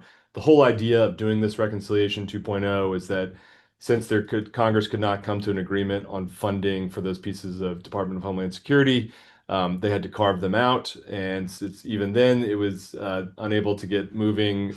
They had to do it through this party line process of reconciliation, and so they will lock in funding for ICE and for Border Patrol for the next 3 years. After 2.0 progresses, which could take a few weeks, could take a few months, we'll see. There's talks of a Reconciliation 3.0. That is a big thing that we will monitor and watch. Reconciliation 3.0 would essentially be a sort of grab bag of the majority's priorities for the end of the year. You would maybe look at some changes to healthcare, changes to the Obamacare, Affordable Care Act, tax subsidies. You would also maybe look at other tax cuts and possible rescissions of clean energy tax credits that were passed during the Biden administration. Overall, I think in general, giving you an outlook into how productive this Congress will be from now until the end of the year, I think it's very unlikely for a lot to get done outside of the bills that have to be done. So appropriations is something that has to get done, and obviously there's a few reauthorizations of things like the farm bill, surface transportation bill, that we'll get into in a second. But really, I think because it's an election year, because the margins are so tight in the House and the Senate, it's very hard to see a lot of legislation moving in Congress right now. But I think Reconciliation 2.0 will get done, and that will be that $72 billion package. And then they will look forward to Reconciliation 3.0, which essentially would be similar to last year's One Big Beautiful Bill Act, which would have a whole slew of competing policy areas and things to be done. We'll continue to monitor that. That could have some impacts on the county, and we will keep you posted. The other thing like I said, is very likely to get done here is the fiscal year 27 budget. So the appropriations process is kicked off in earnest. You've probably seen some hearings that have gone on the Hill with leaders of different agencies, with the different cabinet secretaries coming in to defend their parties, to defend their department's budget. You had the president put out his budget request for the year, which is sort of what kicks off this process, in addition to Congress doing the hearings, doing the oversight, doing the, sort of question asking of how much money needs to go to each department. What the president put forward included a 10% cut across the board on domestic spending. That was to help pay for a $500 billion increase in the defense budget. Some notable things you might have seen some headlines on. The president's budget halved the EPA budget. It cut HUD by 13% and eliminated CDBG grants. And it cut the Small Business Administration by 2/3. Now, we say this with the big caveat that there's a famous saying in Washington: the president proposes, the Appropriations Committee disposes. So the president is welcome to put forward any sort of budget request that he likes, but that doesn't necessarily mean that's what Congress is going to do. I think Congress takes their power of the purse very seriously, and so they will sort of take these as suggestions. But last year there were some similar major cuts that were proposed that did not make its way into the final appropriations bill. So we'll continue to see as we get draft text, as we get top line numbers that come out, to flag that for the county and keep an eye on things. Certainly, we'll let you know where things land with the community block grants from HUD. The other piece to sort of, I think, point out for this year goes without saying, it's an election year. As I said earlier, not a lot tends to get done during an election year, especially an election year where the margins are very tight in the House and the Senate. On any given day, the Speaker of the House is playing with a lead of about 1 to 2 or 3 votes at most. And so it's very hard for them to keep track of every member and to schedule votes so that things can pass. So I would not, like I said, expect a lot to get done beyond the appropriations process playing out and beyond Reconciliation 2.0 and 3.0 being possible. The other thing I would really put on your radar would be the reauthorizations of some major pieces of legislation that are expiring. That includes the Farm Bill, which the House has passed out. The Farm Bill reauthorization in the House included some change to the SNAP benefits, included things like rotisserie chicken can now be purchased with benefits. There's also the reauthorization of the Surface Transportation Bill, which was last reauthorized in 2021 under the Infrastructure Investment and Jobs Act, also known as the Bipartisan Infrastructure Law. So there's going to be some, I think, changing of some grants and money and things that will come down that will pay for and bridges and other things that the county, I'm sure, will utilize. And then also the WRDA reauthorization, which is water resources. Finally, I would just put on your radar there could be potentially legislation regarding housing or AI. The president has said he wants the 21st Century Road to Housing bill, which is fairly bipartisan, that has passed the Senate to go through the House. There's some controversial provisions regarding investor firm ownership of rental properties and getting rid of sort of Wall Street from owning properties in Main Street America. So that's something that will go back and forth. The final thing I'll just close out on is sort of well, what matters to Kane County and what's important here. And I think monitoring the Farm Bill reauthorization will be a big thing as it goes over to the Senate. They've sort of cut some of the programs like conservation reserve programs and other things. SNAP has had some changes to it, although not as big a changes as originally thought. Another thing I'll put on your radar, the administration is doing a big fraud prevention push. So they are trying to sort of identify areas of fraud with major government programs. So things like Medicaid, Medicare, SNAP. So that's something that could come down, particularly on certain states. And so Illinois might be one of them. Where they start, asking a lot of questions and things where states administer federal grants. So the fraud prevention push is something that could, I think, make its way down to some of our citizens. The big thing that I will be focusing on is the earmark process. Like I said, we've already got 2 wins on the board with those KDOT projects being carried forward by Senator Duckworth and Congressman Foster. I'll be seeing Congressman Foster tonight to say thank you on behalf of the county. And then also the final thing I will put on your radar is with the changes to Medicaid that were put forward in the One Big Beautiful Bill Act. They've really changed a lot of the how one reapplies, how one gets certified for their Medicaid benefits, made things so that folks have to check back in every 6 months or so, that they have to have more documentation to prove citizenship to receive their benefits. All of those things will start to cause, I think, sort of downstream effects where you'll start to see some of those cuts come into place and some of those changes for certifications come into place. So I would just put that on your radar. You'll probably hear more and more about that. Illinois is particularly exposed here. Clayton, I So- don't mean to interrupt, but we've got a robust agenda. Oh, sorry. And So we've that's got 2 other folks. that's my last piece anyway. So I'll hand it over to And Stacey. you have federal government, there's a lot, there's a lot.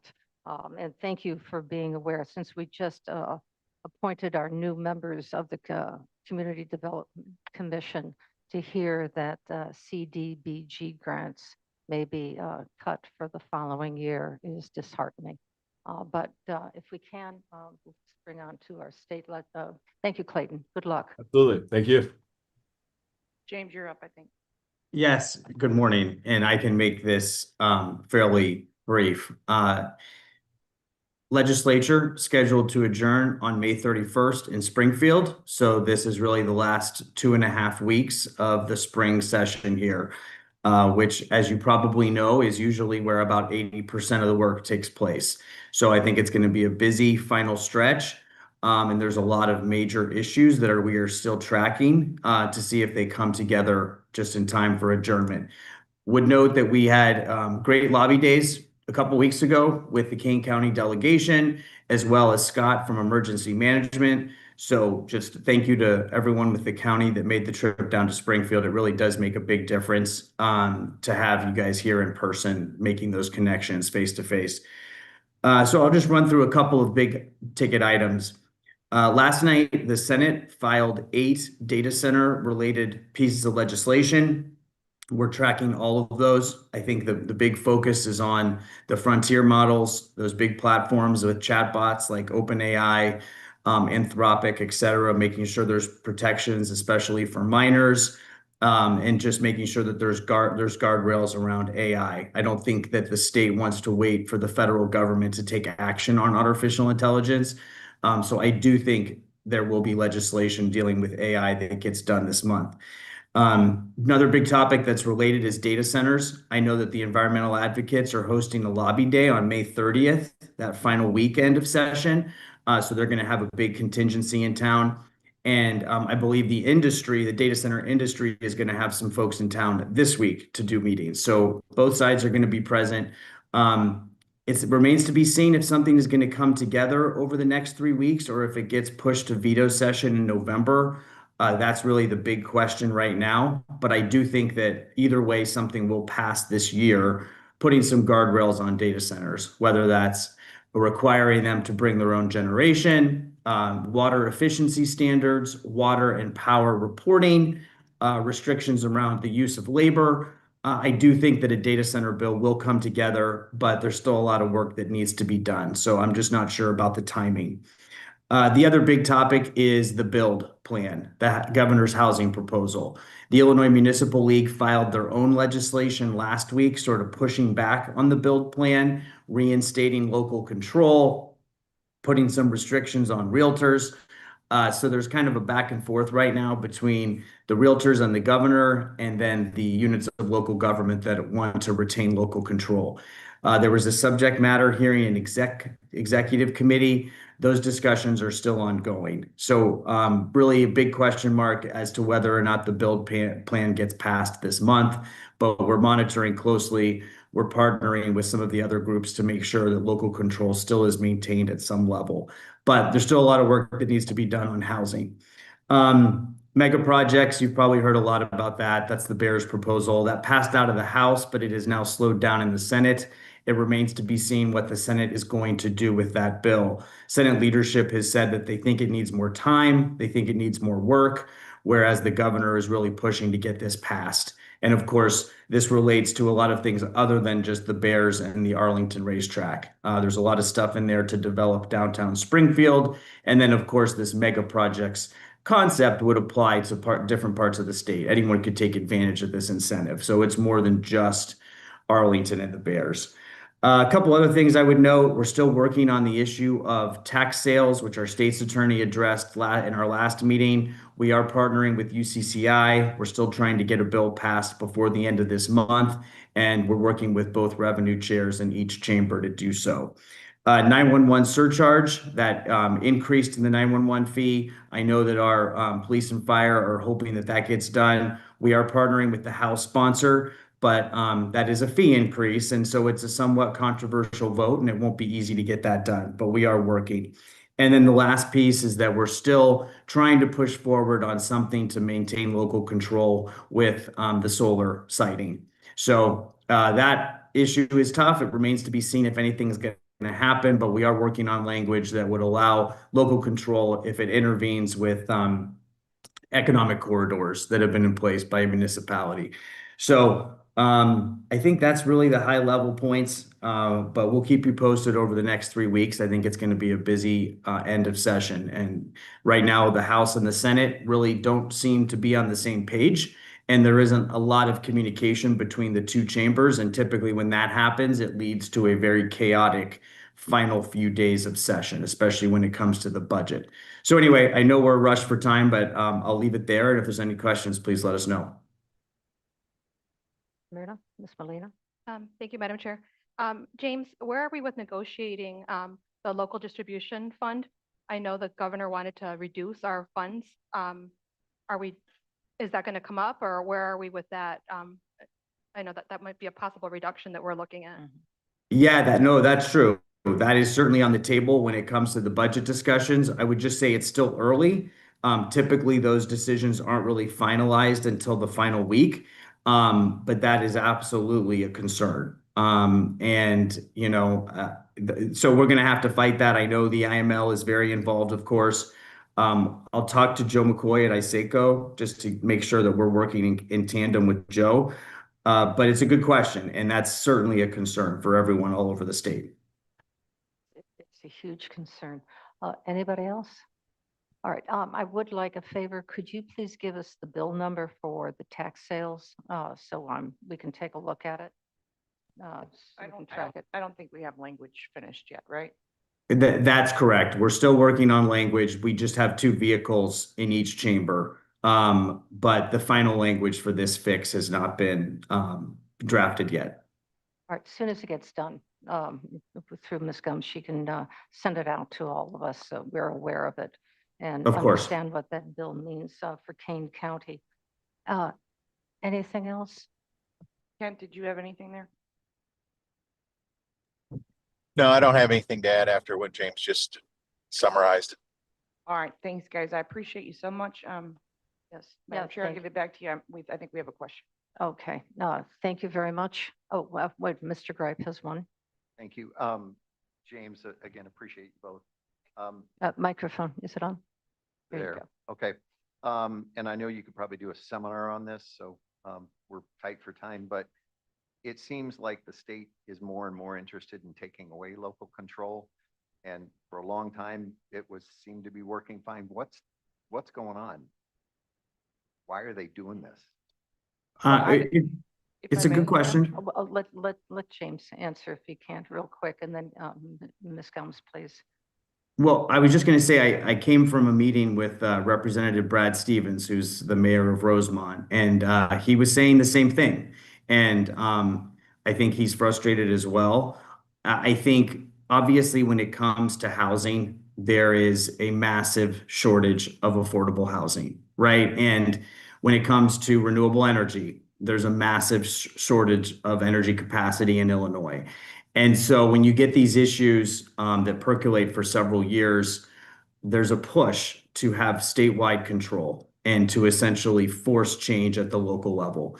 And I think that's what's happening with housing, just like it did with solar. And there's a lot of pushback, though. I will say there are a lot of legislators that are pushing back and have concerns about it, especially when you get into zoning. That's a really sensitive topic. But it's going to be an ongoing concern. It's not just these couple of issues. This is going to keep happening. And the IML, ISACO, and the individual municipalities and counties are really going to have to be vocal in pushing back on it. Thank you. Michelle. I have nothing else. I just want to thank them for the time and thank you for allowing the time. I know Oh, I've gotten feedback from other people that they like the reports. I know they're lengthy, but I think they're important. Madam Chair, Yes, not to yes. belabor, we normally don't have reports at the full board meeting. Normally they're executive. So a lot of us heard this twice, but I think it's important.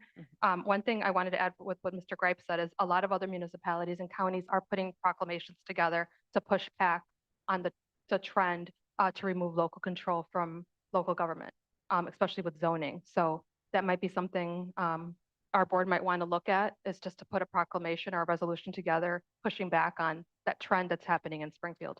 All right, so we can, when development meets, we can ask Chair Williams to start taking a look at that and posing that and putting it through. Obviously, it'll be too late for this session, but a statement nonetheless is an important statement to make. Yes. It could be, well, would Yeah, have to the go through all. legislative committee will draft one. Okay, thank you. And then we'll send it over to development so they can, you can have the board blessing on it as well. And then up to the full board. Very good, good suggestion. All right, anything else? Okay, very good. Thank you, gentlemen. Good luck. If anything happens, please let us know. Perfect. Thank you. All right. We're going to have a lengthy meeting. I was asked if we could complete this meeting by 1:30, so we got 2 hours. Let's get it done.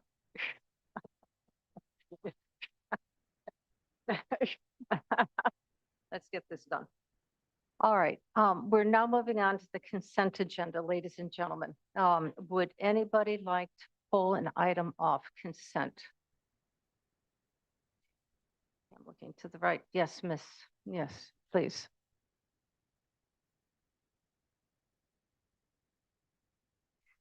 Resolution 26-216, adopting the Kane County Housing Readiness Action Plan. And, Okay, hold on.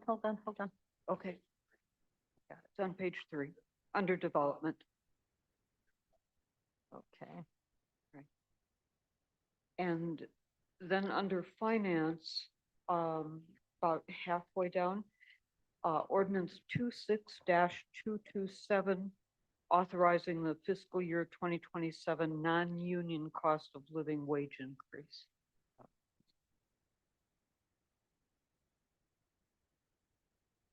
All right, going back around. Yes, sir. Thank you, Madam Chair. I would like to take off the consent agenda resolution 26-226.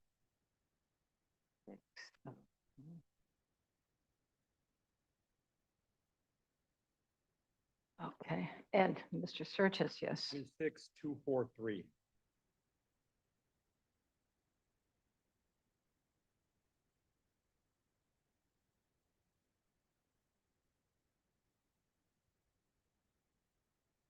All right. One more time. That's it. Okay, very good. All right, we're ready? May I have a motion and a second to approve the consent agenda except for items number 26-216, 26-226, 26-227, 26-243. Hennessy will move. Thank you, sir. Seconds. Thank you. Madam Chair, just point of order. Was it 22-226 or 227? Both. Oh, it's both. Both. Okay. Call the roll, please. Abaticola, Batacola, aye. Allen, Allen, aye. Arroyo, Yes. Bates, Gripe, Right, yes. Gums, Gums, yes. Iqbal, Iqbal, yes. Juby, Shuby, aye. Caius, Yes. Leonard, Leonard, yes. Lewis, Lewis, yes. Linder, Linder, yes. Molina, Molina, yes. Hennessy, Hennessy, yes. Roth, Roth, yes. Sanchez, Sanchez, yes. Strathman, Strathman, yes. Sturgis, Yes. Tarver, Pepe, David Young, Kim Young, Kim Young, yes. passes. Okay. All righty. 216. I've got to go to the next.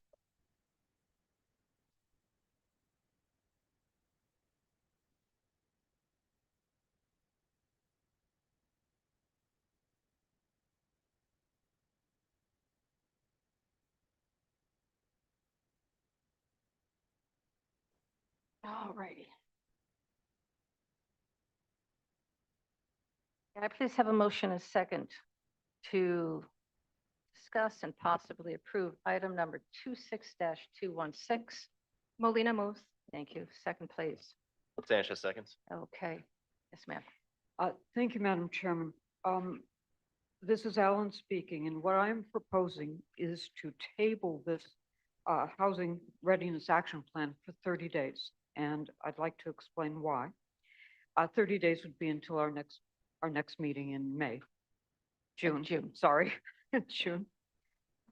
This follows up on the discussion that we've just been having with our lobbyists, and it has to do with local control. Now, this document has input from tons of communities and lots from CMAP, and they are our experts. But there is definitely thought in Illinois that we need to move affordable housing forward. And I think we all agree with that.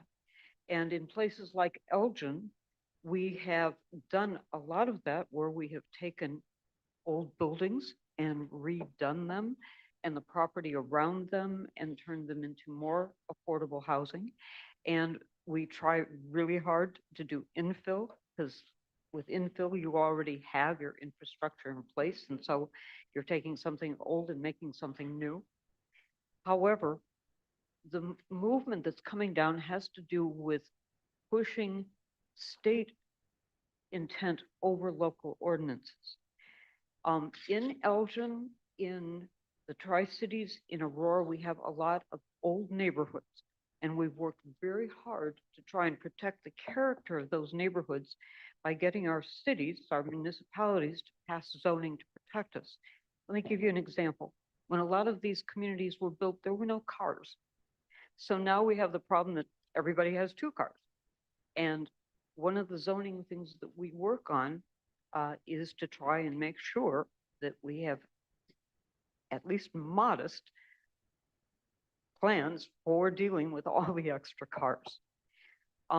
One of the things that's being talked about is that if you have a large enough yard, you could put up a 4 or 6 or 8 unit building.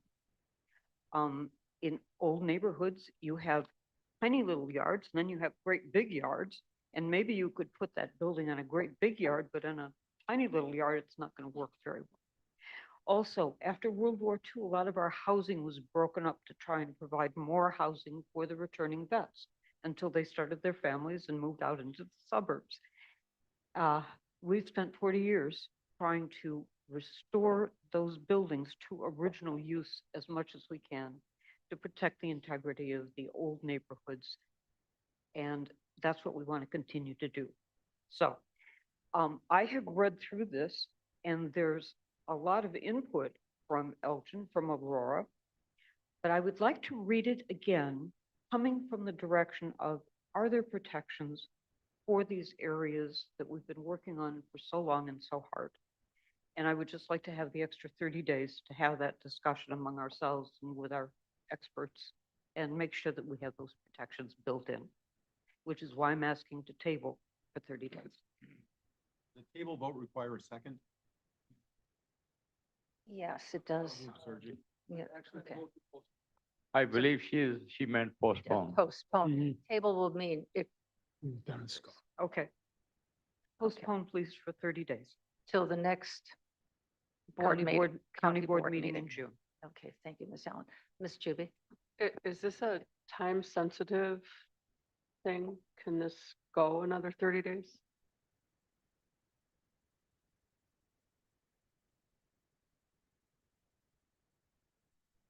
Chris Toth, Playing Division Manager.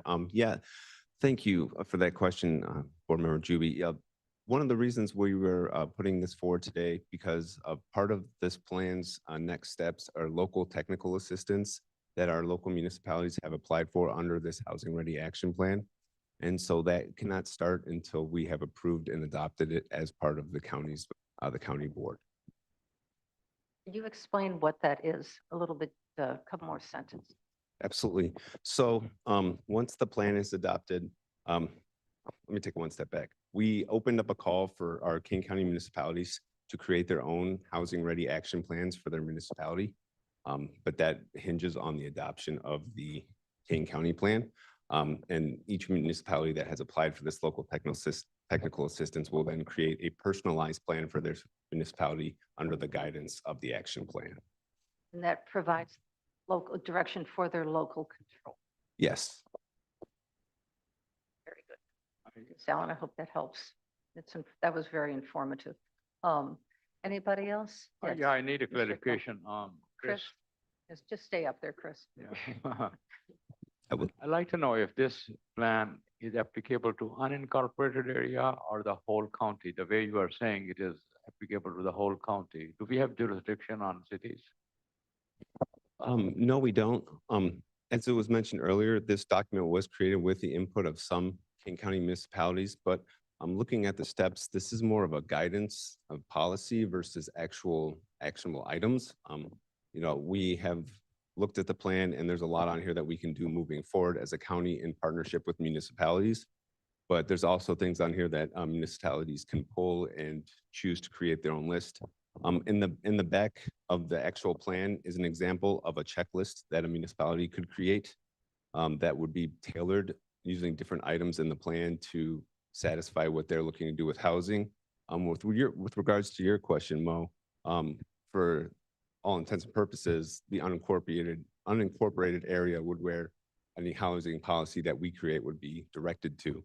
But the municipalities have just been working with us to help guide this plan. That's something that it's not easy to create a one size fits all document, but as a guiding principle, that's what we were aiming to do. Anybody else? All right, we have a motion on the table, a motion on the board table to postpone this until next month. Is there a second for that motion? Is there just second? All right, I think we've had discussion. Are you ready to take the vote? Oh, This is a question. If there's a way we could do both, have additional insight into this and get the specific permissions you need to do those things. I don't know if those, it's very detailed. I don't one know is on the if other. that makes sense. Still review it, but give him the permission. I think from what Chris has said, this is the document, and then after the board approves this, then it can go out to the municipalities. All right. So it's one step at a time. My question is, you said that the municipalities can't go out for certain grants until we approve this. Is this going to cost our partner municipalities grant money if we delay?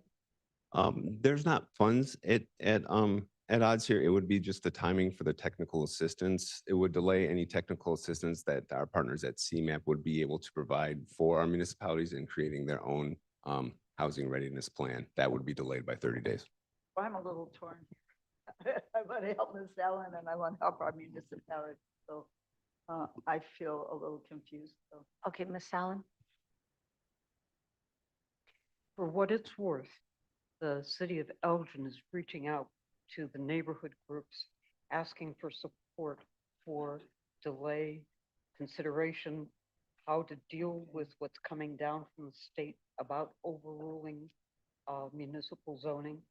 So to some extent, at least that city is saying, please help us. Okay. Yes, Mr. Young, David Young. Dave, yeah, one more. Going what you had said is that we had that conversation with the lobbyists in Springfield. I think if they do vote on these bills that are relative to this resolution, we'll have more information at least in June because it's going to end here. Their session ends in May. So I would be in support of postponing it just to see what happens in the next 3 weeks in Springfield. They are blended. The CMAP Housing Readiness Plan is blended with potential bills that are coming. At least that's the way I read it. Yes. Yep, Yes, sir. Madam Chair, I don't understand why we can't pass this now, which takes care of any issues and deal with any changes that might happen. But somehow am I lost here? No. Is the city of Elgin asking us to postpone this? It's a guidance. This is a guidance. What do you mean, how? Speak up, ma'am. I got it. I got a question. Okay. Oh, go I'm ahead. afraid of making the microphones make noises. The city of Elgin is saying, we are being bombarded, we are being overwhelmed. We can't just come out and say, we need tweaking. We need our population to be behind us. And since the older neighborhoods tend to be targeted, they have been coming out to us to ask us to support what the city wants as opposed to what the state seems to want. And what the fact is that we all want to work together. We want to try and build more affordable housing. We just want to do it appropriately. Okay, we got two questions. Michelle, I'll let you go second and then, because Says, oh, I turned it off. Draft. Are we approving the draft so that we want to make sure that we work with the municipalities on this and make sure they get their input because we're going to have to work with them moving forward on this plan? But if we're approving the draft, then we can make changes to the draft, inputting whatever changes Elgin, Aurora, whatever community has. that's Chris, Correct. is that a draft pending this approval or is it a draft? This is a draft pending approval. So basically, once the board approves it, there will just be some language added that this was adopted by the county board on the date of its approval. Where the draft is right now is, if approved, that would be the finality of the language in it. I thought, thank you. Yes. I just, I think to your point, Ms. Allen, if I can talk directly, is my perspective of what you're asking is how is this Build Act going to affect all of these things in the long run? We want to make sure what we're doing on our end protects those things even before that happens. If the city of Elgin and other partners are suggesting that they need support with the state, then I would advise them and the city of Aurora and everybody else to utilize their lobbyist teams and do that because they have those players in place. So I think I respect the request from them, but they have the ability to do that independently. Okay. Okay, I think we're just about ready for this. Otherwise, we're going to be here until 3 o'clock. Yes, sir. 3 sounds fine to me. Was there a formal request from the city for this? I'm still Elgin? missing something. Well, any city. Is there a formal request? I mean, this has been in public. It's gone through committee. It's gone through exec. It's here, right? That's So I'm getting a cry in the wilderness from respectable Miss Allen, of course. But nonetheless, I don't see any firm requests or demands from any of those entities. And rather than hold it up on a question of maybe it's gonna be a problem, I don't know. I'm inclined to want to let it Okay, go through. we have that'll be pending the motion on the table, the board table, to postpone this. So are we ready to take that vote to, yes, all right. This is on the amendment to postpone until the June board meeting. Abaticola, Baticola, aye. Allen, Arroyo, No. did you say no? No. Thank you. Bates, No. Gripe, Gripe, yes. Gums, Gums, no. Iqbal, Iqbal, yes. Juby, Juby, no. Caius, Guys, no, Leonard, Leonard, yes. Lewis, Lewis, no. Linder, Linder, yes. Molina, Molina, no. Hennessis, Hennessis, yes. Roth, Roth, yes. Sanchez, Sanchez, no. Strathman, Strathman, no. Sturgis, Yes. Tarver, Tepe, David Young, Kim Young, Kay Young, yes.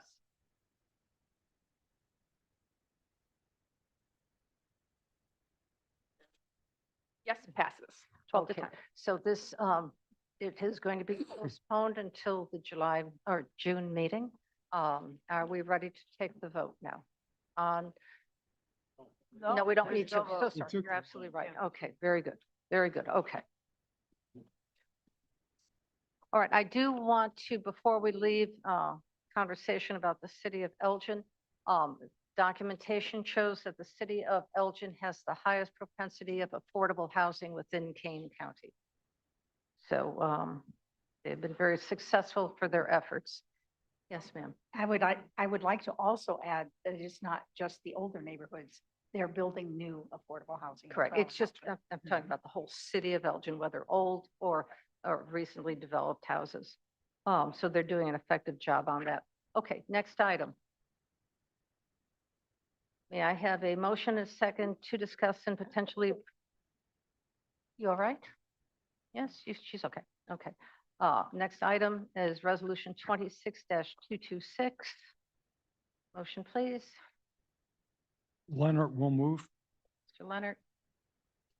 Okay, thank you, Mr. Gripe. Who pulled this? Okay, I Mr. did. Leonard. Thank you, Madam Chair. The reason why I wanted to pull this was, this is incorporating the consumer price index increase into our county budget process. It's about a 2.7% increase. My concern is really twofold. We have other taxes that are being incurred by our taxpayers through this budget and last year's budget. But I think more importantly, we realize we have limited funds and we need to find additional sources for funds. And my concern is, if in fact we want to put on referendum again, the retail sales tax, telling the taxpayers, we're increasing your property taxes, now we want a sales tax referendum, I think is not going to help our cause. So I'm asking people to consider not voting for it because of those reasons. All right. Are there any comments? Ms. Gums? I do have a comment. Thank you very much. I would like to respectfully disagree with my colleague because we have proven, wearing different hats, that we can still pass a CPI and a referendum. It's been done multiple times. I think we could do it if we put our minds to it. I respect your opinion. I think this is, as Ms. Allen said, I think maybe last year, or the year before, keeping up with our expenditures this is part of it. And if we neglect this, we'll continue to dig a hole. So respectfully, I disagree and I hope people support it. Any other comments on this? Ms. Judy, I see your hand. Did we have a conversation that I missed about a retail sales tax No, referendum? I have no conversation about that from my end at all. No. Okay, I just didn't know if I missed something big like that. I'm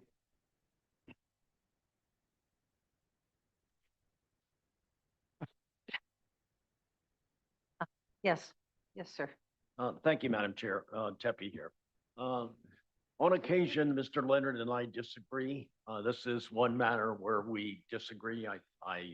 Based upon the kind of budget constraints we've been faced with, this is something that, unfortunately, we need to pass.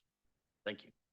All right, anybody else? Yes, sir. If I may, sir, I agree and disagree with both Ms. Combs and Mr. Leonard. You know, at my previous school district, we took our CPI, but we directly used it to build up our reserves and pay down debt. That's not, it didn't go to general fund. Build up our reserves and pay down debt is what our CPI was used for. I think this is something the board, the board should consider. Okay, thank you. Yes, sir. Ms. Caius, I would point out that almost every municipality, fire district, library also include the CPI as a part of the regimen that they adopt every year, because that's part of the accumulation that's required to stay just even.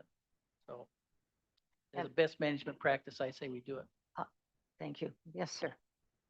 Linda, you know, we've got a problem financially here.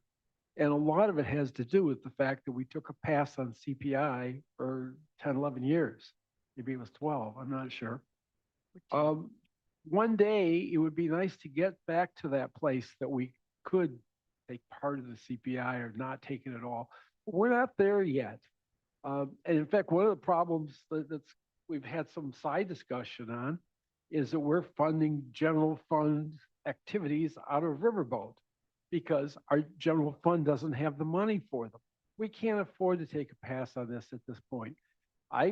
My tax bill went up a lot, largely due to the school district in St. Charles that went from 77% of my tax bill to 80% of my tax bill.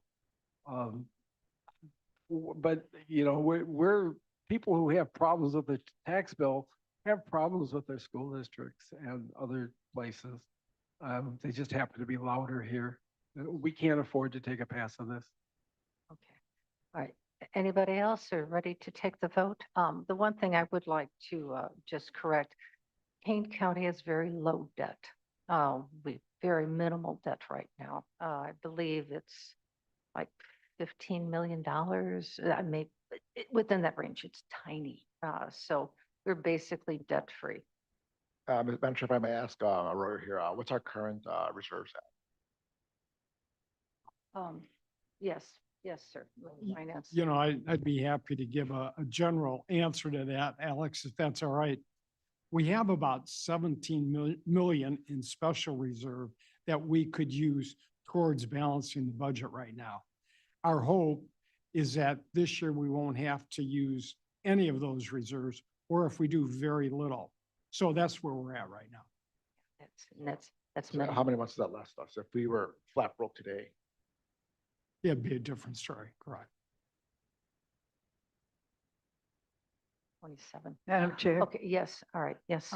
Just as our employees will be needing and hoping and expecting an increase commensurate with the CPI, I think we have to give the county that help as well. Okay, so I think we've had ample discussion on this. Clerk, could you call the roll? Abaticola, Baticola, aye. Allen, Arroyo, Wait, this is a vote to table or? No, no. To pass it, okay. Up or down? So yes. Bates, Bates, yes. Gripe, Right, no. Gums, Gums, yes. Iqbal, Iqbal, no. Juby, Juviac, Caius, Caius, yes. Leonard, Leonard, yes, or no, excuse me. No, no. Been a Freudian slip. No. Bush, yes. Linder, Linda, yes. Molina, Molina, yes. Hennessis, Hennessis, yes. Roth, Roth, no. Sanchez, Sanchez, no.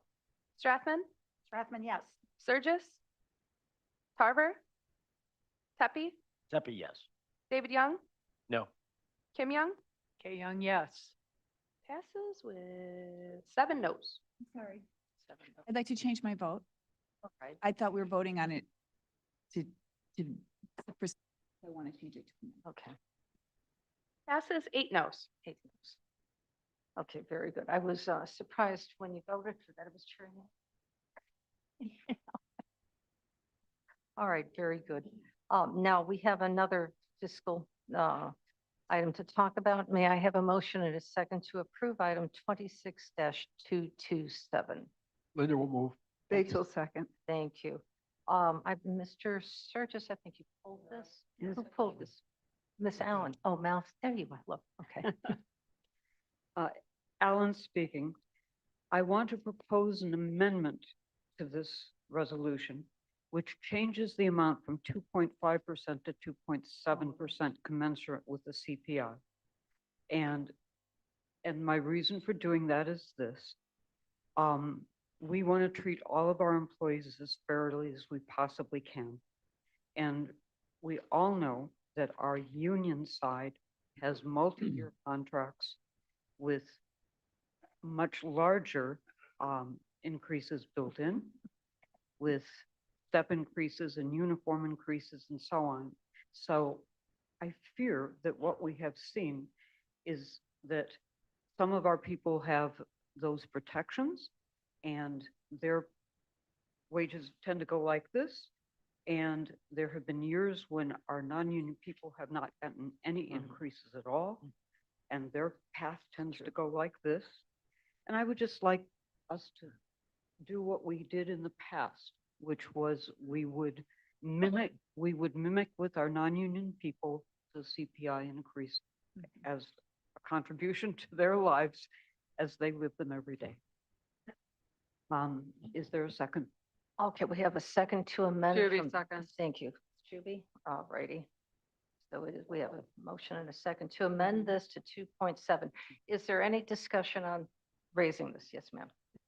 So in theory, I like the idea. I would just like to know what the dollar amount is. I agree with the premise. I just want to know what the dollar amount would be, because we're going to have to adjust substantially. Yes? Yeah, oh, I have no argument with that at all. No, I was. If we're looking at about 12 people here, Do we have? we're looking at do you about have 12 people. I'm sorry, I can't hear you. Oh, because I'm not speaking to the mic, sir. There is a request for how much the increase from 2.5 to 2.7 will be on the budget. I think we can handle that if need be.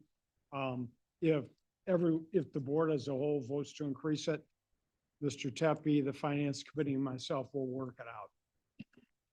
All right. So remember, they're aligned together. So what goes up, we have to make sure we have equitable revenue to accommodate that. Yes, Ms. Molina. Yeah, Madam Chair, that's my concern because we've already given direction to our department heads to include that in their current budgets. And they had to look into their budgets to include that increase. So if now we're asking for 0.2%, which I don't know which that equates to money-wise, that's not going to come out of their current budgets because they've already done everything they possibly can to balance what our asks were for next year. So that at this point, the way I'm looking at it, we'd be looking at this coming from reserves or where, because I don't see it coming from a lot of our individual budgets because they've already done everything they possibly can to get to the point that we asked them to get to with our finance department. So I believe we should do this, but we didn't start off this way. So at this point, I'm looking at this going, we're going to be using reserves. So this vote to me would be saying, we're not going to have a balanced budget because I don't know how much money this is. So my vote would be saying, I'm okay using reserves and not having the balanced budget we were hoping to have. It might not be a lot, but that's, I mean, without knowing anything else, that's kind of where I'm looking at this. I think we're all in agreement with you. I'm thinking, oh, what commodity do you cut to put money over into personnel? Could we possibly, if this board chooses to approve this, and finance people, please, could we ask our departments to consider this? All right, hold on. Next, then if that's not the case, then let's do the B one. As we did last year, when it was recommended at the very end of the approval of the budget cycle to raise it to match the CPI, the budget, then the board had the opportunity to review the budget as an entirety and then see how we could increase it in this case, 0.2%. Would that be appropriate? You know, Madam Chair, obviously that can be reviewed. We've spoken with all the elected officials and department heads, and they've agreed to cut their budget by a certain percentage. For us to go back and ask them to cut it more is, number one, I wouldn't do it. It's not responsible. We made a commitment on it. So if this would pass to go from 2.5 to 2.7%, we're going to have to find the money elsewhere. And that could either be reserves, which I do not want to use, or cutting expenses somewhere else. So, you know, everyone was told the 2.5, they agreed to incorporate that into their cuts. So at this point, no, I would not go back to them and say, you need to cut more. We'd have to find it elsewhere. Could it be possible, and please, let me, if I can just finish this, could we postpone this until next month to get those numbers? No, No? we need to keep moving Okay, forward. all right, fine.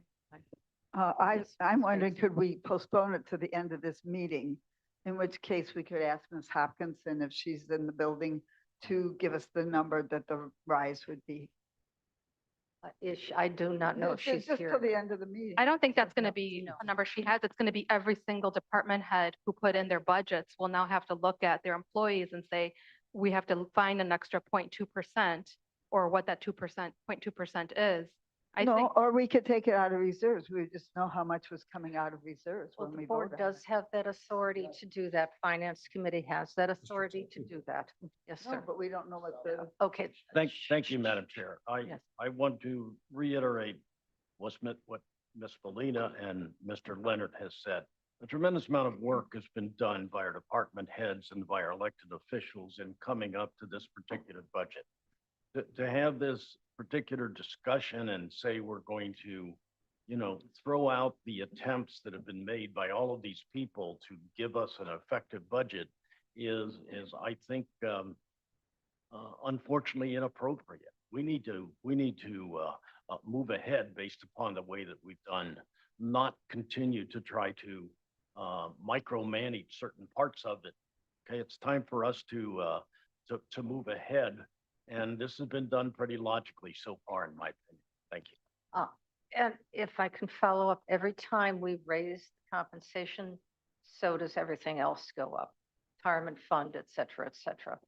So that has to match up with it. So it's cumulative for every point we increase it. Bigger expense than just compensation. Oh, this is an active, yes. And then the gentleman in the back. Thank you, Yes. Madam Chair. I think that this is a worthy discussion, but I think at this time in the process, this is something, I mean, we all have known that we're working on the budget and we've been aware of what's been going on. I think this discussion is a little bit late for this year's budget. And I would like to, I will not be supporting this because I think of the work that has already been done, not only by the finance committee, but also all the department heads. And our elected officials. Mr. Yes. Sturgis and then, I just wanted to comment, Deb, that in my recollection in years past, it's always been our goal to try and mimic the non-union raises with whatever the collective bargaining agreements averaged came to be. I think, I may be mistaken, but I think this is the first year that maybe the non-union portion is a little bit lower than what that average is. And if we choose to move forward with that, I'm hoping that we find a way to correct that going forward. But I just want to acknowledge this, that I think this was a one-time blip. And that I'm hoping it's not a trend. So for what that's worth. I believe it is a trend. Yes, sir. Madam Chair, first of all, I'm sorry, Bill. I'm sorry, Go Madam ahead. Chair, when you say, I believe it's a trend Yes. Yes. to not keep pace with the union, oh, that would be a very bad trend. I realize that was just an off the cuff comment, but if I'm a non-union employee here, hearing that from my CEO saying that's a trend that you're not going to keep pace, I would not be happy with that. We can present documentation to clarify that. And I can say that pretty readily for the next few years, the past few years, that has been the case. Yes, sir. Yes, Madam Chair. Number one, I agree with your statement about additional expenses going up. So it wouldn't just be 2%, 0.2% in salaries, but there would be FICA, Social Security, all of those other considerations that go into play. We spoke to the elected officials and the department heads. They agreed to the 2.5% increase in their budget. So at this point, to raise it, it's something that we really don't have the money to do. I mean, I'd love to do it. I'd love to give them even more, but we just don't have the money. So my position is I'll be voting against increasing it from 2.5 to 2.7. All right, I think we've had ample discussion. Last comment, please, Ms. Allen. Can I remind all of us that this morning at Forest Preserve, we voted to give our employees about the same, whether they were union or not. And fortunately, there's lots of money there, so we could afford to do that, but it's just wrong to do it here. Our employees look to us to protect them. And I can't disclose, none of us can disclose, but we know that our union contracts are multi-year contracts and they have additional money built in every single year. And for us to not try and protect our non-union people is just not reasonable. And I'll go out on this limb. I'll take responsibility if we have to dip into reserves, do it. That is the best reason in the world to dip into reserves. All right, thank you for that. There are two different taxing bodies with two separate revenue sources. We have to remind that same people, but two different revenue sources as two separate taxing bodies. So with that, I think we're ready to take the vote. This is as amended. We're taking to amend to 2.7. For clarification, we're voting on the amendment to 2.7. Just the amendment, Thank not you. on the resolution. Mhm. And the amendment was, do you want to say who motioned in second? The motion for the amendment was Alan, and then Juby was the Juby. second. Okay, so clerk call the roll, please, on the amendment from 2.5 to 2.7. Abaticola, Patacola, no. Allen, Arroyo, Pero yes. Bates, Bates, yes. Gripe, Gripe, no. Gums, Gums, yes. Iqbal, Iqbal, no. Juby, Juby, aye. Caius, Guys, no. Leonard, Leonard, no.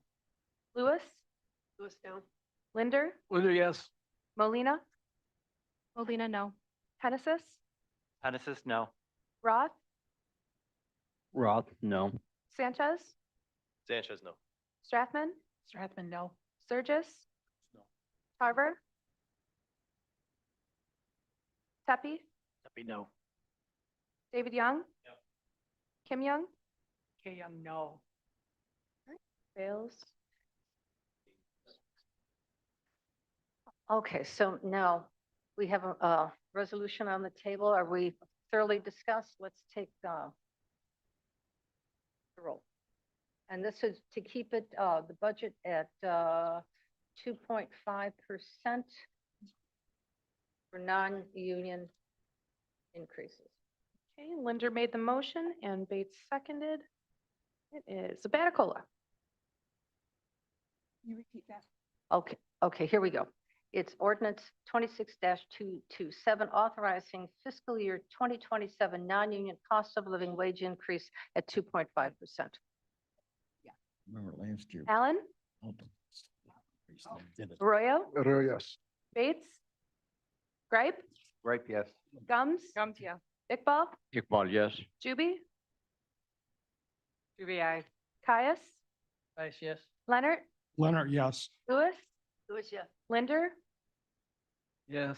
Molina, Molina, yes. Hennessis, Hennessis, yes. Roth, Roth, yes. Sanchez, Sanchez, yes. Strathman, Strathman, yes. Surges, Tarver, No. Tepe, Tepe, yes. David Young, Kim Young,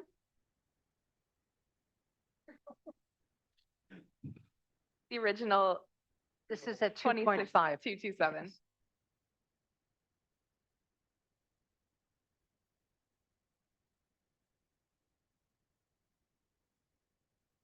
Okay, we ready? Okay.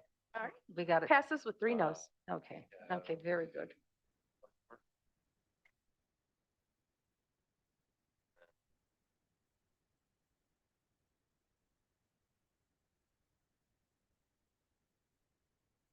All right, we have one more. Ladies, gentlemen, please, I know we're all getting a little punch drunk right now. May I have a motion, a second, to discuss item number 26-243? Okay, and Mr. Surges, this is what you pulled. Thank you both. Yeah, you know what, this was in reviewing the 5-year plan and going back through the documents that I failed to read through at the executive meeting, I did take time to meet with with Mike and Tom from KDOT. My objection to this was the same as it was before, taking 6.8 million from them to, hang on, I want to make sure I say this right, from the RTA, and diverting that to our general fund. The consequence of that action is that on the projects placed on partially or full hold, on page 1040, there's 16 items, 6 of them which impact my district, which is just under 40%.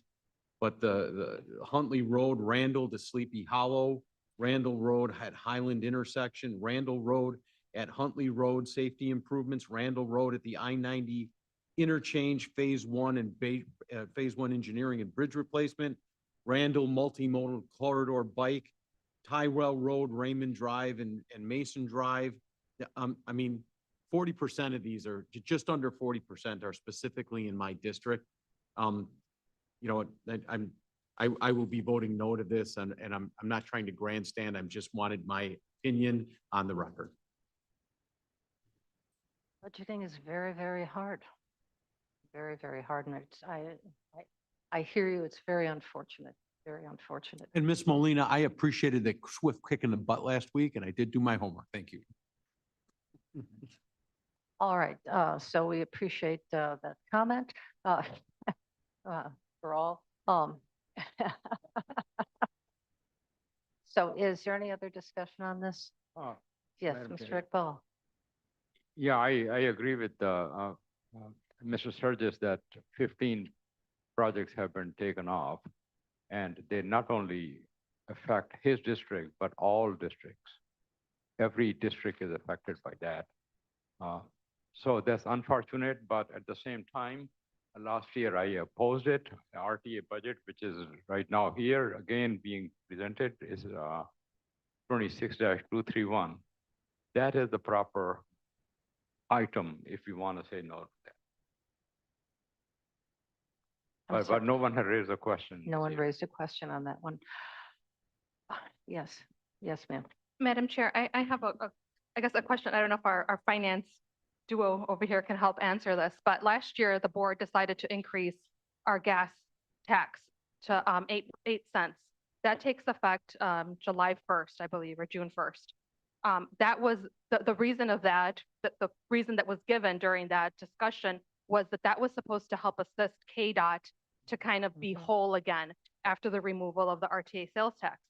So if that is the case, I guess the question I'm posing is, why are these projects might be removed for 2026 or 2027, but at some point, if they're going to be whole again because of the gas tax increase, then why are these projects not taking place? And I don't know if that's a question that can be asked right now or not, because I know it's a pretty detailed question, but maybe offline or at the next meeting, if we can have that answer, because that was kind of the position that was made. Is I'm happy to respond swiftly from the lunch, but and I don't want to debate this because I don't believe we have the votes for this. But so it doesn't mean that all of these are getting squashed. It means they're getting delayed, and unfortunately, these are all multi-year timing projects, and the decisions have to be made based on. You've already agreed in funding or matching funds to certain things, and now these have to be put off. My point of this and the point of pulling it is when we diverted those funds, if you will, if that's the right word, and I don't know that it is, but when we did that, that was going to be in a 1-year basis. But somehow that morphed into, we're going to vote on this on a year-by-year basis. And unfortunately, it's 2 years in a row now before any subsequent monies from anywhere else are coming back to them. The consequences of that are these delays, of which just under 40% happen to be in my district, and it's the major intersection that in my perception, I-90 and Randall is the biggest problem in the county. And yes, we're moving forward with some steps, but this is an impactful delay. So I don't want to belabor it. I just want that out there. Okay, yes. It's a consequence of not having enough revenue to do all the things that we desire and trying to patch it through to the best of our capacity using, just being fiscally prudent. So last question, and then let's take this vote. Thank you, Madam Chair. Oh, did we have, oh, I'm so- sorry.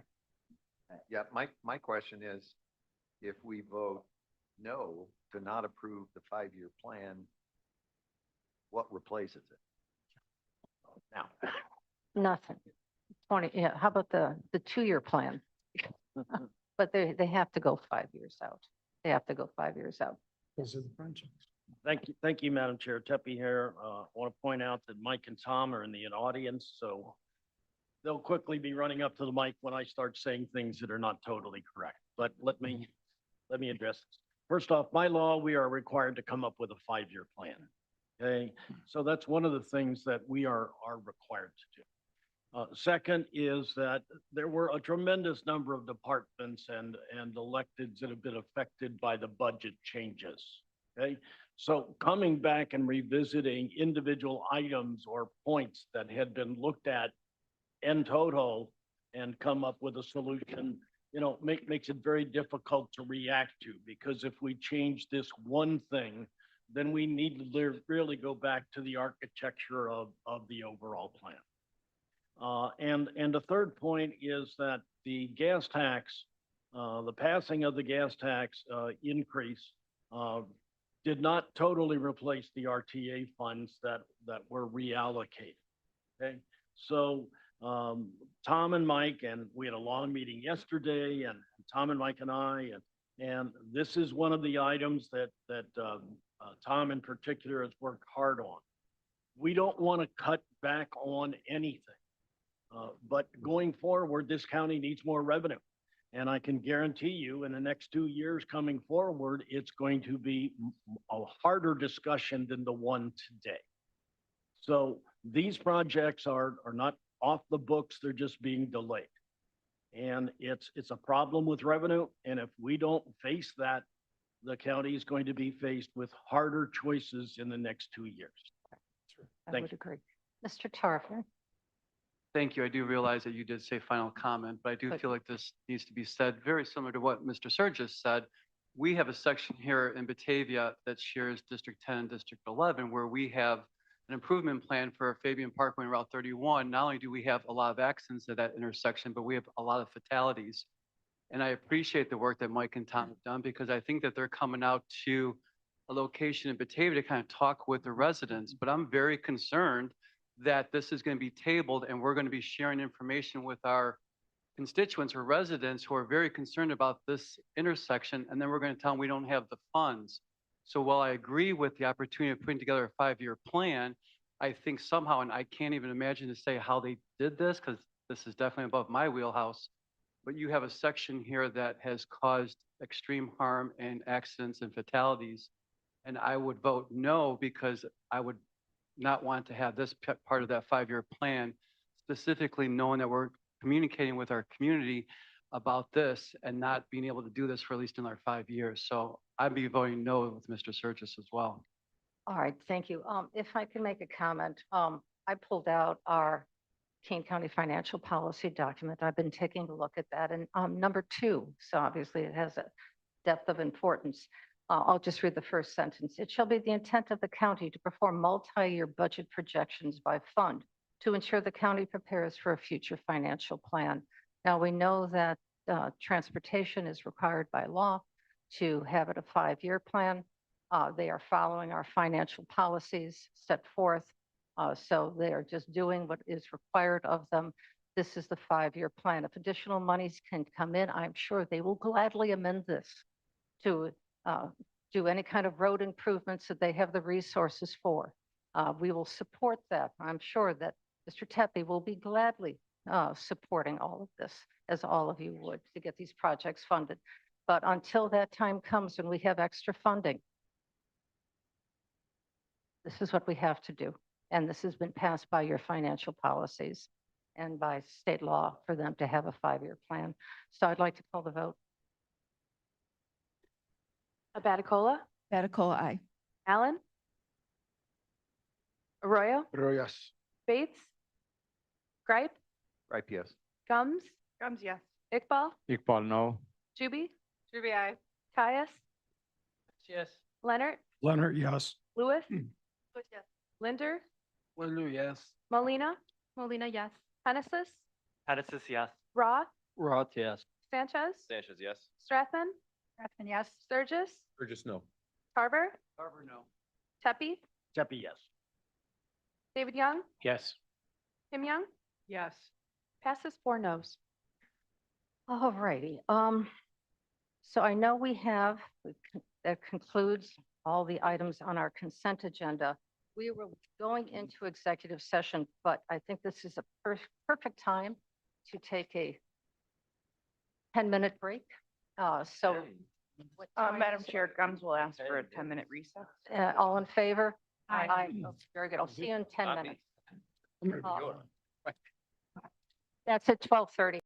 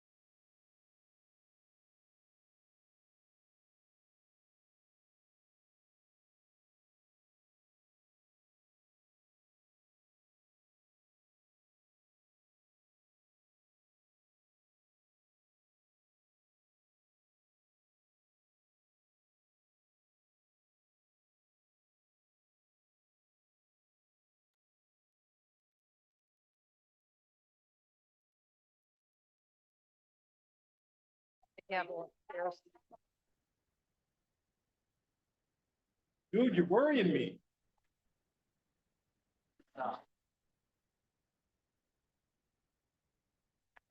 All right, let's get going. Make sure everybody knows we're here.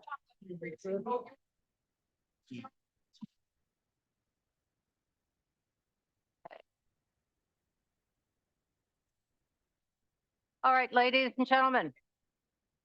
May I please have a motion and a second to go into executive session? Well, no, call the roll, call the roll. Call the roll to make sure we got people here, then we go into exec. Abaticola, Atacola here. Allen, Arroyo, Bates here. Sure. Gripe, Right here. Gums, Gums here. Iqbal, Well, here. Zuby, Caius, Leonard, Leonard here. Lewis, Linder, Over here. Molina, Molina present. Penesis, Hennis is here. Roth, Roth here. Sanchez, Sanchez present. Strathman, Present. Sturgis, Carver, Pepe, David Young. Here. Kim Young, Jay Young's here. Purab. I'm here. You have a quorum in the room. Okay, very good. Welcome back. May I have a motion, a second to go into executive session to the settlement of claims pending, probable and imminent litigation and appointment, employment, compensation, discipline, performance, and or dismissal of specific employees. Roth would make Bates the moves. motion. Bates seconds. Thank you. Clerk call the roll. Abaticola, Atacola here. To go into exec. Allen, Arroyo, Yes, please. Bates, Bates, yes. Gripe, Right, yes. Gums, Gums, yes. Iqbal, Iqbal, yes. Juby, Juby, aye. Caius, Caius, yes. Leonard, Leonard, yes. Lewis, Yes. Linder, Yes. Molina, Molina, yes. Penesis, Hennis is yes. Roth, Roth, yes. Sanchez, Sanchez, yes. Strathman, Strathman, yes. Sturgis, Carver, Yes. Pepe, David Young, Yes. Kim Young, Kim Young, yes. approved. Okay, we are now going into executive session. Hey, online folks, please accept the invite to go into the closed session.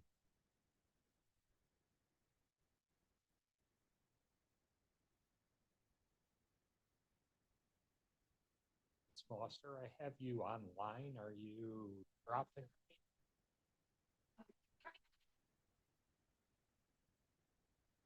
So can I kick your computer out? All right, is there anybody online hearing my voice that feels they should be in the closed session?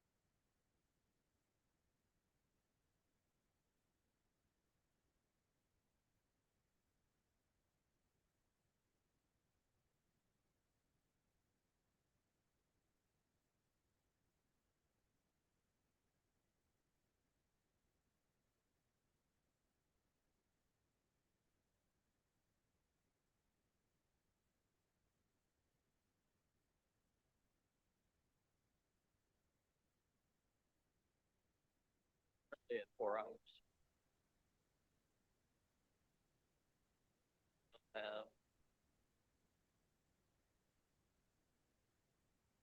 That poor group waiting for zoning.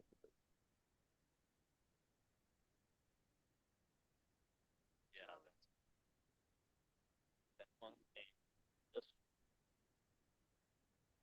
$1.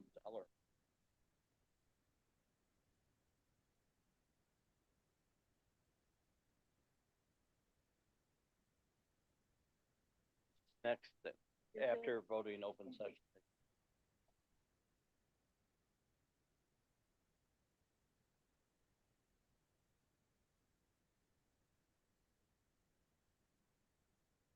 Ladies and gentlemen, we're back in open session. Clerk, please call the roll.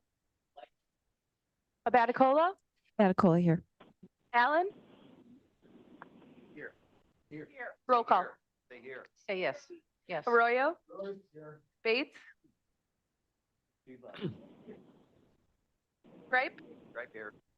Gums, Gums here. Iqbal,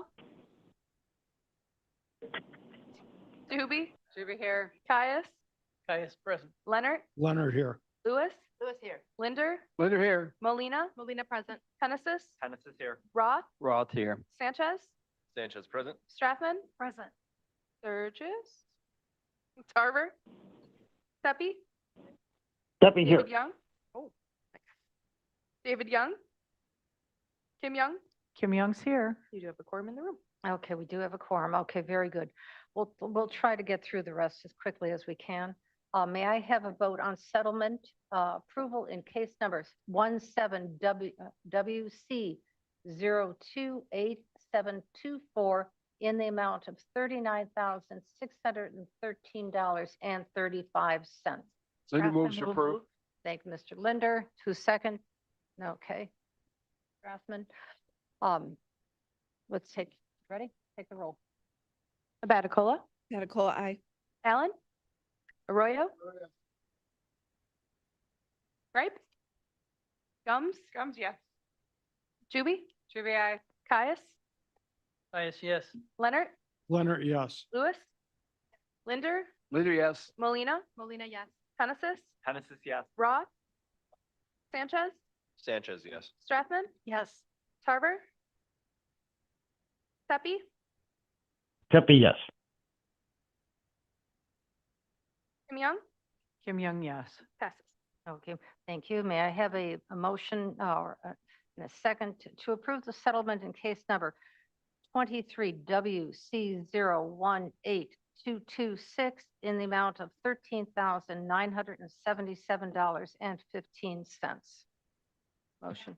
Thank you, Mr. Athens. Sanchez seconds. Thank you, Mr. Sanchez. Call the roll. Abaticola, Batacola, aye.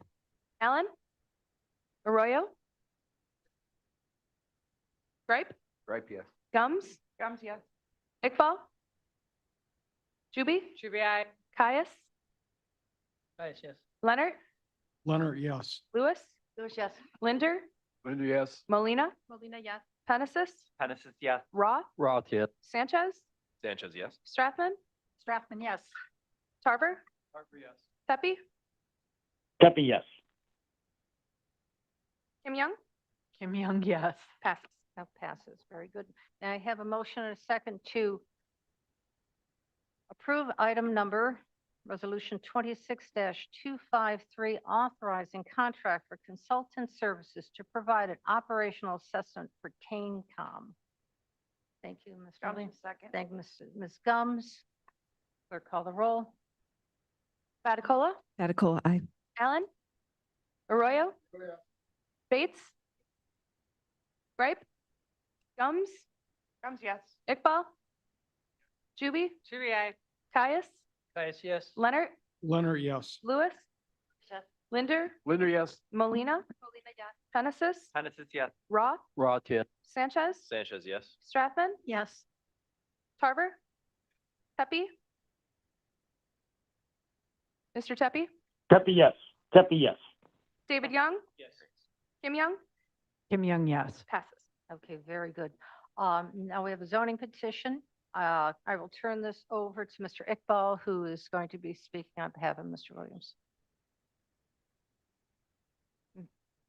This is a petition number 4682. The applicants are Jose Barajas and Ana Tipa, and they are the owner of the property, which is located at 3S480 Hart Road, Elburn, Illinois, Caneville Township. They are requesting rezoning from F District farming farming to F1 district, which is a rural residential, and also F1 district to F2, agriculture related sales, services, processing, research, and warehouse and marketing. The owners are here, their counsel is here. Mr. Leonard is the district member in that area. This petition was reviewed by zoning board and they approved 7-0 on both counts. So I move approval of this petition. I need a second. Okay, is there any discussion on this? Ms. Juby. So I have two questions. Are they currently in violation of any of our zoning laws now? I was under the I impression don't they know, were. but here is Natalie. Good afternoon, everyone. Natalie Zine with Building and Zoning.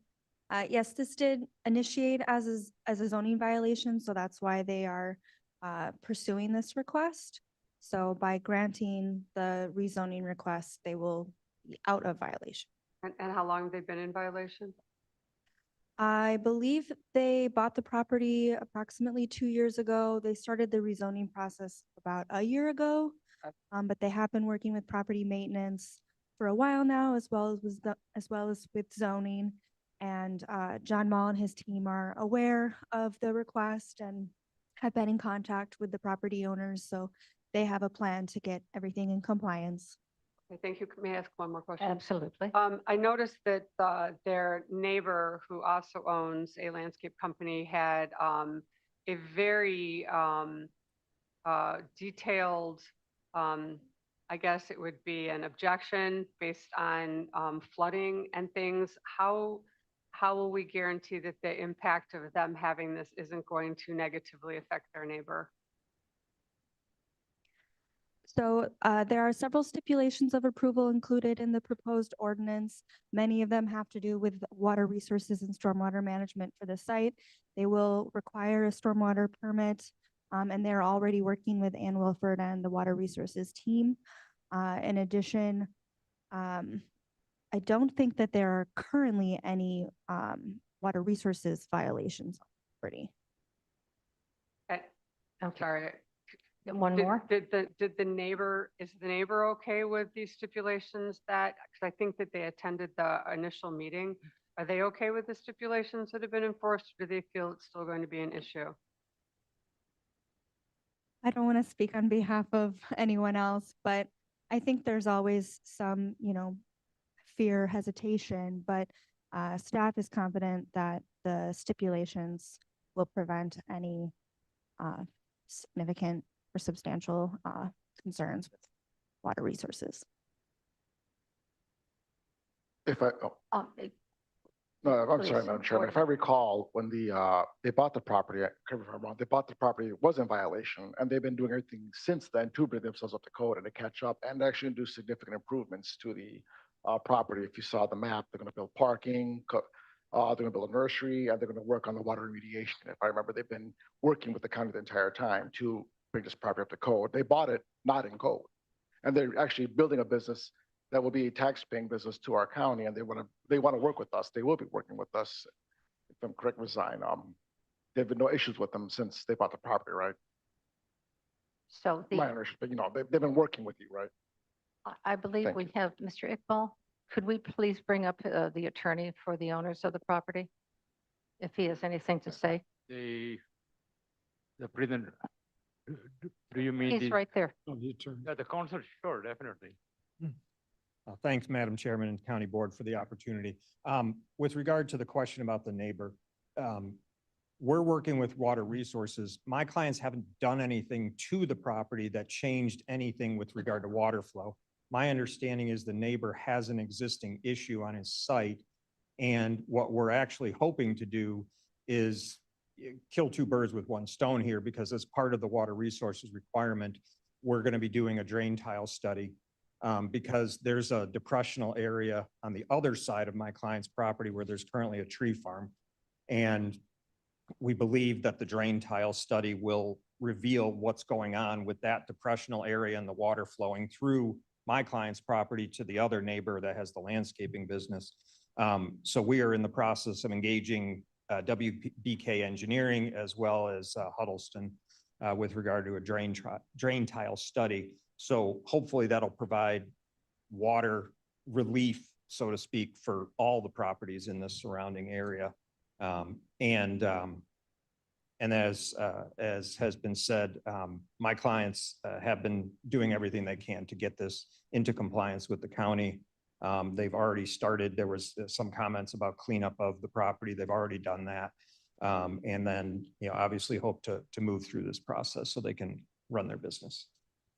So just to confirm, from what I heard you say, that the water is not initiating from your client's property, but it may be initiating from the adjacent property and that comes through your client's property onto their neighbor's property. Right, yeah. I mean, the only thing, since my clients bought it, there was already a house and two small outbuildings on the property. They haven't done anything to the property to change that. There's no additional structures, there's no additional impervious surfaces that they've added. Very good. All right, are there any other questions on this? If not, I thank you for your patience for waiting. We've had a very robust And meeting. thank you for the opportunity to speak. Thank you. Mr. Iqbal, are we ready to take the vote? Yeah, please. Okay, please. Abaticola, Radical, aye. Allen, Arroyo, yes. Bates, Gripe, Gums, Yes. Iqbal, Iqbal, yes. Juby. Juby, aye. Caius, Caius, yes. Leonard, Leonard, yes. Lewis, Lewis, yes. Linder, Linder, yes. Molina, Molina, yes. Genesis, Genesis, yes. Roth, Roth, yes. Sanchez, Sanchez, yes. Strathman, Strathman, yes. Tarver, Pepe, Pepe, Mr. yes. Pepe, Pepe, yes. David Young, Kim Young, Kim Young, yes. passes. Okay, very good. Congratulations. Surges is an online now. Oh, Mr. Sturgis, welcome. All righty. All right, we are on to our off consent resolutions, and I will turn Yes, me. this over to Mr. Roth. A and B, please. Okay. The first one, resolution 26-254 is on page 1173. It's a personal expense voucher for Madam Chair attending the ISO conference. ISACO. I'm sorry. ISACO. ISACO. SACO, sorry. There you go. ISO, SACO, whatever. In the amount of $399.59. I'll make a motion if I could get a second, please. Kane Young seconds. Thank you. Any questions, discussion? Okay, let's call the roll. Abaticola, Radical, aye. Allen, Arroyo, yes. Bates, Gripe, Gums, Yes. Iqbal, Iqbal, yes. Juby, Juby, aye. Caius, Caius, yes. Leonard, Leonard, yes. Lewis, Lewis, yes. Linder, Linder, yes. Molina, Molina, yes. Genesis, Genesis, yes. Roth, Roth, yes. Sanchez, Sanchez, yes. Strathman, Strathman, yes. Tarver, Pepe, Pepe, yes. David Young, Kim Young, Young, yes. passes. The next one. Surges, yes. Sorry, The sir, next just one we got is- noted. Resolution 26-255 on page 1192, personal expense voucher for Madam Chair attending the Council of County Board Chairs. And it's in the amount of $34.11. for taking the train downtown Chicago and at least one meal. Total is one meal. Thank you for the correction. $34.11. I'll make the motion if I could get a second. Alan, any discussion? I thought Alan did. Okay, yeah, I moved it. Okay, let's call the roll. Baticola, Baticola, aye. Allen, Arroyo, Bates, Gripe, Gums, Yeah. Iqbal, Iqbal, yes. Juby, Aye. Caius, Caius, yes. Leonard, Leonard, yes. Lewis, Linder, Linder, yes. Molina, Molina, yes. Genesis, yes. Roth, Roth, yes. Sanchez, Sanchez, yes. Strathman, Strathman, yes. Surges, Surges, yes. Tarver, Tepe, Mr. Tepe, Kepi, yes. David Young, Kim Young, Kim Young, yes. passes. Okay, thank you. Thank you, Mr. Roth. The next item, may I have a motion, a second to discuss item number 26-256? Caius would move. Thank you, Mr. Caius. Second, please. Sanchez, second. Thank you, Mr. Sanchez. Discussion? Yes, Mr. Young. David Young. I was looking at the original reason for having these, for having the Riverboat Fund, and it was the 3 E's, and Ms. Bates sent out an email to everybody talking about that, and she had mentioned, just because the strategic plan mentions there might be those 3 things occurring in the strategic plan, therefore you should pass it. But when you take a look at what we're doing with the projects that you go through with the riverboat, it's real fun, it's real tangible projects that are being done. So when you look at a strategic plan, and quite honestly, when you look at other the other things on there, like tuition reimbursement and lobbyists and all this other things on there, it appears that those should not be funded by the Riverboat grant. The Riverboat grant was intended for, like I said, tangible projects. So I'm encouraging people to either amend this or vote against this, but I can't support having the lobbyists, the strategic plan, the grant management, web technical services, and tuition reimbursement on this on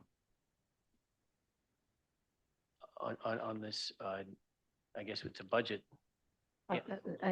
It's the riverboat funds, yes. Yeah, for the riverboat funds, but and then I emailed Kathy Hopkinson about, when was the last time that something like this was done, where we did strategic planning or something like that with with this riverboat fund, and she said that hasn't happened. So I'm encouraging people to either amend this or vote no against this. Okay, Thanks. thank you. Mr. Caius. I guess I could speak to some of the process anyway, if you're not familiar with the process.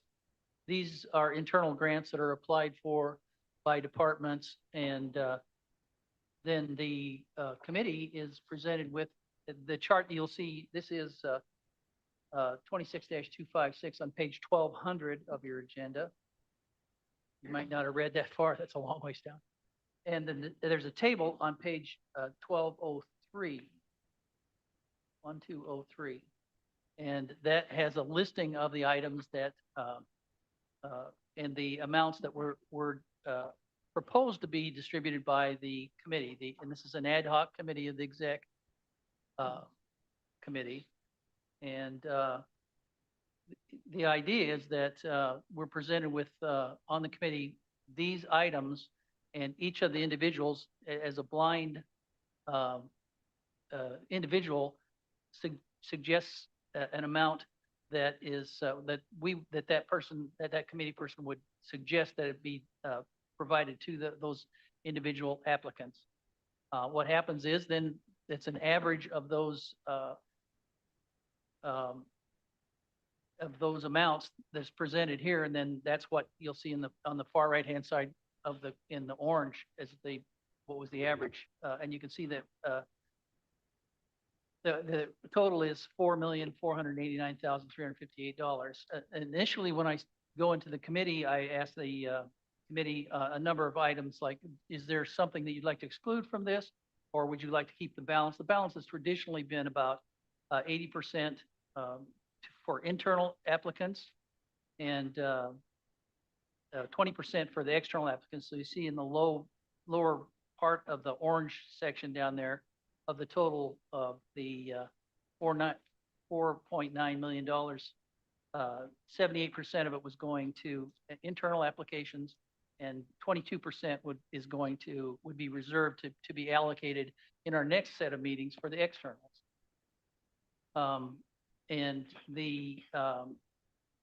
So that's how we arrive at that.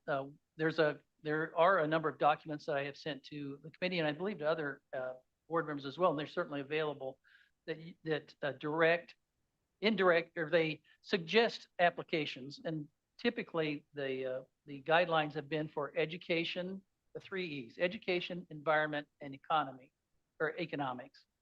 And according to the individuals who were on that committee, this was the distribution of those funds for those applicants to the Riverboat Grant. You can see that item number 2 on there, the PIO, which was I believe that's correct,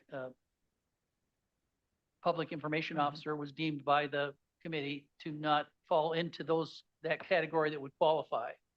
So that was eliminated. The others, as a group, we just took the amounts that were averaged and modified them slightly to either apply 100% or I think as low as 93% to the internal or for those internal applications. So what you see at the bottom is the amount that has gone from the committee to the executive committee and voted on to pass it. Not that there wasn't some discussion, because this could be changed at any time, and that's the prerogative of the board. If you'd like to change it, and as Mr. Young has suggested, to offer a modification to any of these applications. We've gone through quite a bit, and I would suggest passing it as a whole, but certainly if someone wants to modify it by amending this, then we could, I think we have Mr. Fonstock and Mr. Chris Dahl here to help with us to see how that changes it. If we decide not to put any of these funds in that, or apply them to those applicants up on the board there, that means that it's not lost. It goes back into the fund. We maintain about $4 million in there as Miss Allen would often say, the soft landing, in case something would happen from year to year where we wouldn't have any funding, we want to carry it over. So if you wish, as a individual or as a board, we can modify that. So have at it. Okay. Did I recognize Mr. Voss and then Mr. Linder? I'm going to do the same process we did last year. We made amendments individually for each one. I would suggest that we do it per item. Yeah, and That way that's what we I'm can saying. modify it, yes. Okay, so I would like to move, and I'll move the amendment to remove the first one, government relations and lobby services. Remove it from the Riverboat Fund. Okay. Mr. Carver, seconds. Motion and a second to remove, to amend. Do you want to pass each one separately? We'll take a vote on As each an one. amendment. As And an then amendment. whatever we amended, the final amended document is, then we'll pass it as a whole. Okay. So That's what we go did last year. one amendment at a time. Okay, very good. So this was, if I may, I did this as to relieve the general fund. Obviously, the lobbyist is going to be continue being hired out of this fund, this fund. If you want it in the general fund, it'll increase demand on the general fund. If you want it on the riverboat fund, it'll decrease demand on the general fund. But either way, whichever position this board decides to choose, it will be funded. The funding will be stable. There's a 1-year contract left, and then it'll be offered for an RFP, and we'll start the process again. But this is a stable fund. The contract for the lobbyists will be paid, and to the amount negotiated for this last year of their renewal. So that is why, simply to remove the pressure from the general fund. They are not employees, they are contractors. So that's the reason why. So I guess, are we amending this? Are we going to vote on, it's like what, 17 items here? We're going to vote on everything separately or just breaking one item We're off? doing one at a time, one at a time. But the motion is to break them up, right? Do you want to vote? That's what I asked. We're going to do. And let's you We vote. said do, you that. wanna I do would them up. suggest the amendment be, because there's a bunch of them we don't have to deal with. That we assume that if you have something you like changing there, we'll amend that particular item as opposed to go to all 16 or 20. Correct, items. correct. So we'll Mr. take one Roth vote is- at a time. Is the top line there. That's the Fund 010 County Board, Government Relations and Lobbying Services. Is that correct, Mr.? Yes, That's it is. correct. So let's take the Mr. vote Roth on is that. suggesting that we remove that and put it back in the funds. Into the general fund, which will be No, Uh, put it back into the oh, fund for for your, the- yes, and for the then river it- It'll boat. stay in the river. It'll stay until next year or whenever we decide to allot it as a board. correct. This is a 1-year request, a Yes, single year this is request. for budget year 2027. That's correct. That is correct. Yes, ma'am. Thank you, Gums here. I won't beat a dead horse here, but I personally believe that this should come out of the general fund, so I appreciate the motion. It's currently in there, Mhm. so it's been paid out of that fund, our county board fund. It's not going up, it's already there. So it won't come out of this fund, of course, but I don't want people to think that our budget's gonna go up when we're already paying. Yeah, no, Really? I think everybody understands. No, and I do have a second question. We're paid 120, so I guess why was one? I wasn't sure what the negotiations were going to be. Remember, you can pass the money, but you don't have to spend it. Because I okay. thought the contract was 120. It is, but I Okay. didn't know if the negotiations were going to change, so I put a little padding in there just in case. Right. Yes. Thank you, Madam Chair Sanchez here. I think I see an opportunity here for us to maybe be a little more proactive when the riverboat grants are coming up.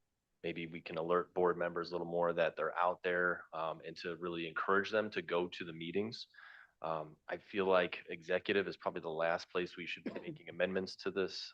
This should be more of a tight business meeting. We should have something like this figured out. And I would like to maybe see that in the future where we can get a lot of these conversations happening beforehand, get these things figured out by the time we get to executive or at executive, so that here we're not having to deliberate and ask all these questions and go through all this when we're all trying to, wrap things up.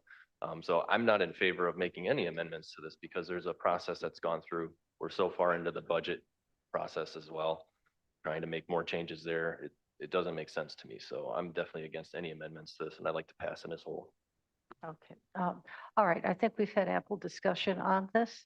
So clerk, could you please call the roll on the amendment? The amendment to remove Sure. item, the first So item. if we say yes, we're removing it. Is that That correct? if you say yes, you're removing this away from the general, you're removing, I'll be very, government relations and lobbying services in the amount of 132,000 off of the riverboat fund. Sure, can I just ask one quick question regarding the process here?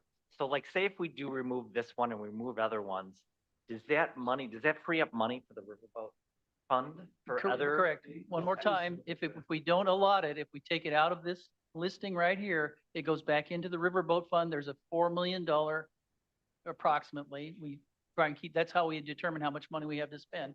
Something I didn't mention was it when we first got the riverboat, there was this is 20 years ago or so, there was $12 million. It has decreased up until recently, and it's then fluctuated right around the $5 million amount.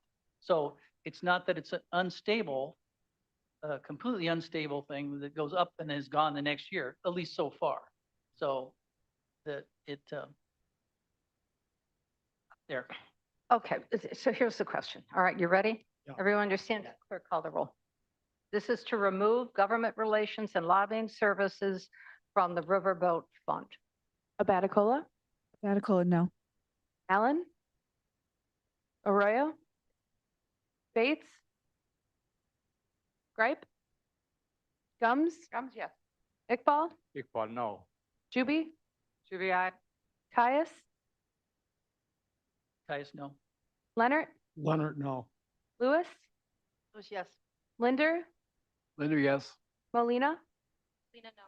Penesis? Genesis, no. Roth? Roth, yes. Sanchez? Sanchez, no. Strathman? Surges? Surges, yes. Tarver?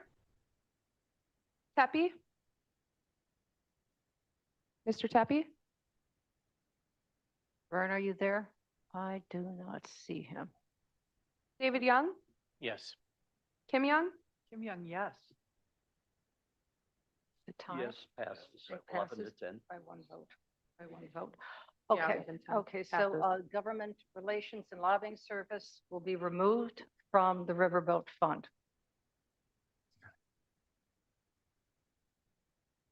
All right, any other items? Yes, Mr. Linder here.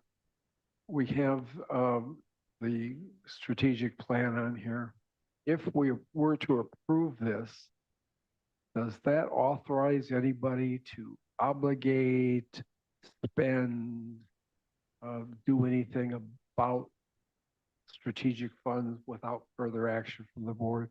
No. No, all right, no, it's not a maybe, because right now, there is no contract. There is no resources to provide. No for that. RFP? No RFP.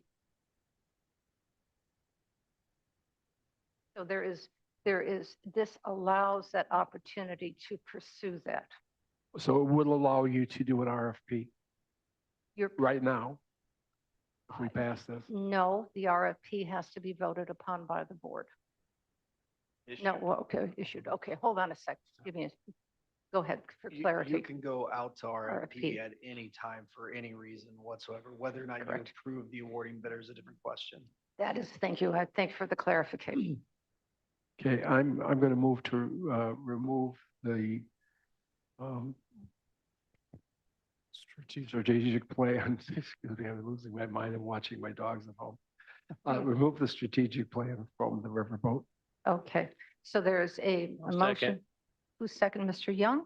All righty, so there's a motion and a second to remove the strategic plan. Ms. Bates, do you want to speak on this?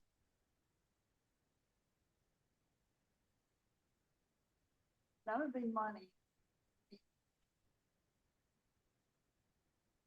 spent until the RFP was issued.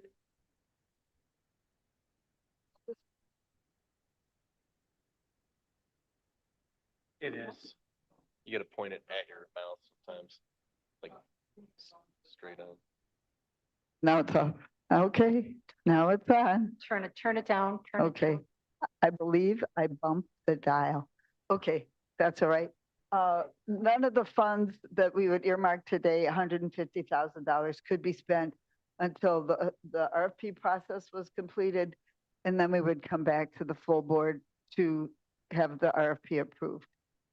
I believe that going over all the requirements for the riverboat funds, the 3 E's, and other aspects of the riverboat fund, that the strategic plan would live up to all those requirements. Then, so there's 2 issues here. Should it be in the riverboat? And I believe based on the 3 E's, energy, environmental, and education, that the strategic plan lives up to all of those requirements. The second question would be, do we need a strategic plan? And I think based on the idea that we want to know where we're going in the future, how are we going to steer the boat? And I've talked to most of you in the last 24 hours, that we are in agreement that the need for a strategic plan is there and it's worth the investment. Strategic plans usually pay back twice or more of the investment that we put in there. I know budgets are tight. I don't see how we can possibly afford not to have a strategic plan. Oh, That's enough. Thank okay, you. thank you, Mr. Gray. Testing. I guess I bumped the dial too, sorry. So I think for me, and I've gone back and forth in my mind about this, that could we benefit from a strategic plan? Probably. But does authorizing this particular 150,000 guarantee that? I'd say, no, it doesn't. Because there's probably a good year's worth of work that would need to involve this entire board. So I'm voting to remove it because we need to do a lot of work, and it scares me that this money might be available to do that. So pulling it out and having it whenever we might is the best thing to do. Okay, thank you. Okay, Mr. Young, and then comment, please. 'Cause I know David we Young. spoke about that before. And, you know, Sir, when you have, Sir, I'd just one say- available. when you have people like Steve Leffler speak out against this, who is definitely middle of the road, if not, you know, kind of left leaning, he points out the fact that he is. I love the guy actually, okay. but you're talking that, you know, you have people like him and the public looking at it and saying, yeah, the Riverboat Fund, that's becoming a slush fund. So whatever project we don't want to fund from the general fund, just get it from the Riverboat Fund. That is the optics that you're looking at here. And in my opinion, this does not meet the 3 E's. I mean, it's a plan that you're getting from the strategic plan. You're not getting you're not getting a physical project that is tangible.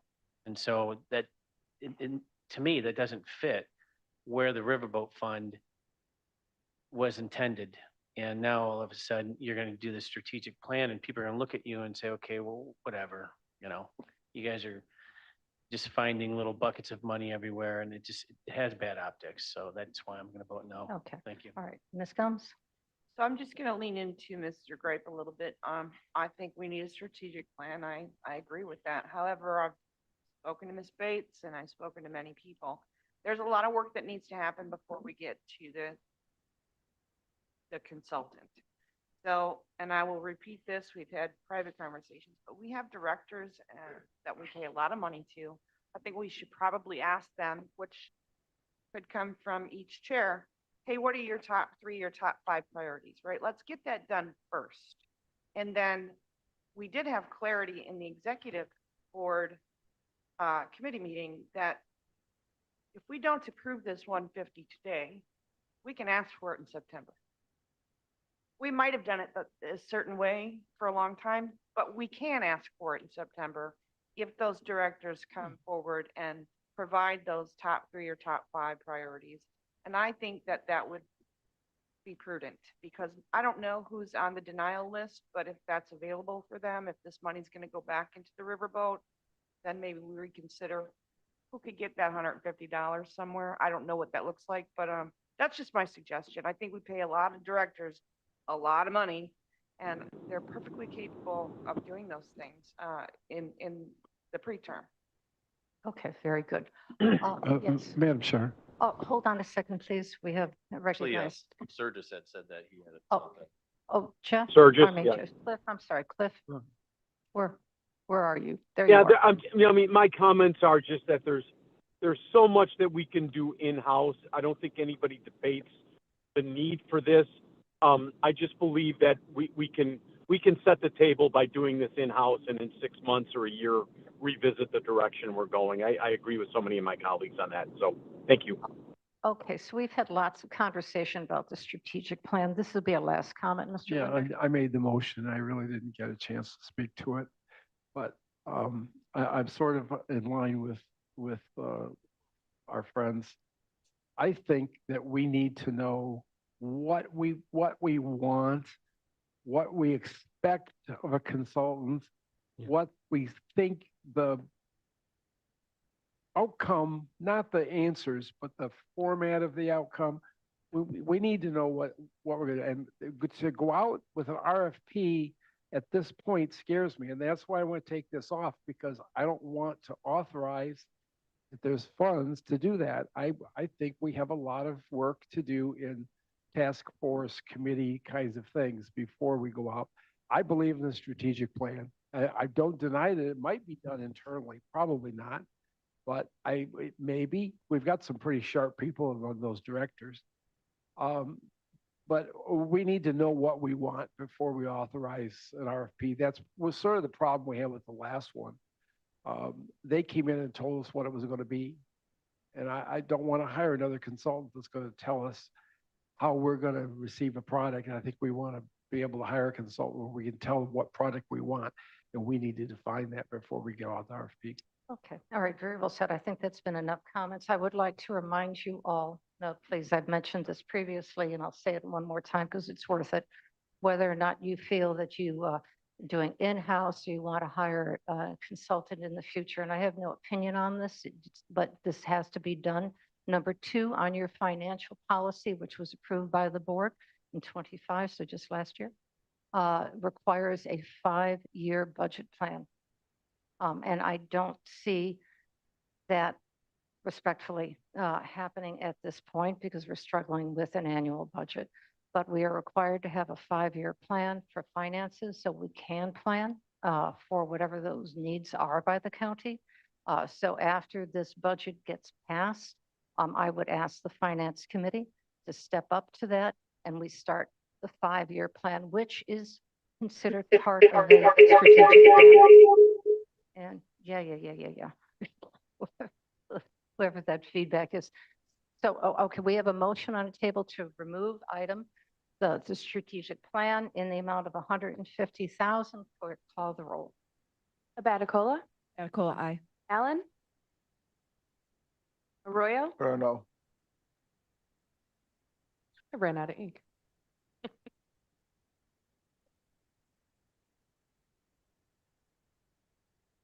Bates, Gripe, Right, yes. Gums, Gums, yes. Iqbal, Iqbal, no. Zuby, Shubi, aye. Caius, Caius, no. Leonard, Leonard, yes.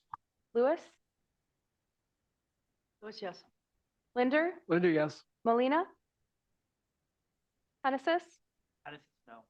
Roth, Roth, yes. Sanchez, Sanchez, no. Strathman, Surgis, Surgis, yes. Tarver, Pepe, David Young, Yes. Kim Young,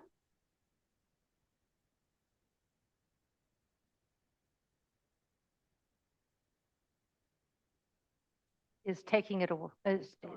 Mhm. Yes.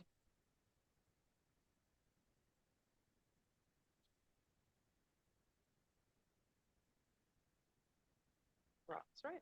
Passes 11-10.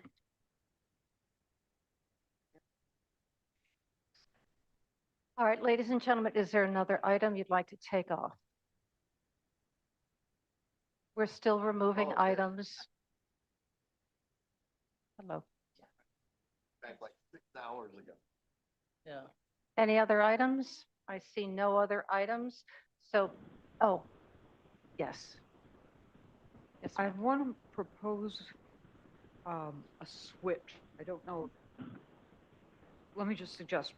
I would like to restore farmland preservation to what we've been doing at 750,000. At the moment, it's $50,000 shy. And I would say that we need to get that money from somewhere. So I'm going to suggest taking it from the Child Advocacy Center, which is a pretty substantial amount there.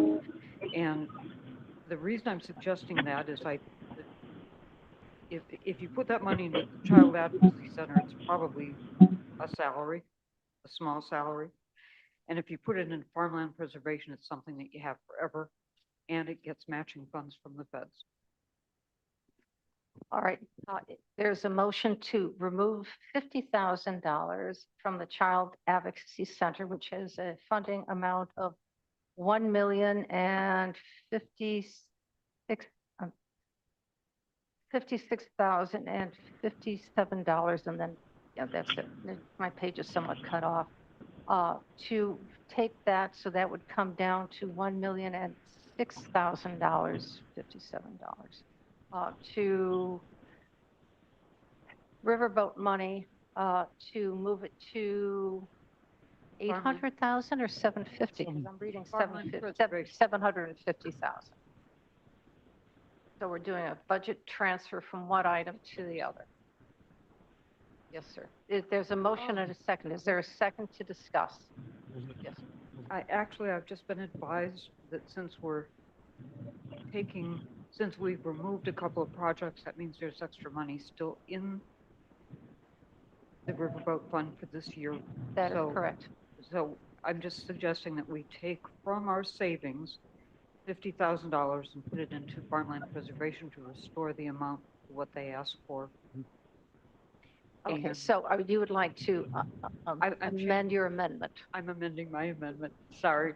Okay, so you're taking $50,000 from the reserve fund for the riverboat and moving it back to replenish. Actually, I'm taking 50,000 from the amount that we received for this year. It's gone, I assume pending this, it's back into the riverboat reserve fund. It's gone Yes. back into the bank. You're going to take it out of the bank again. I'll second it. For this Okay. year, as opposed Every- to the soft landing. Yes.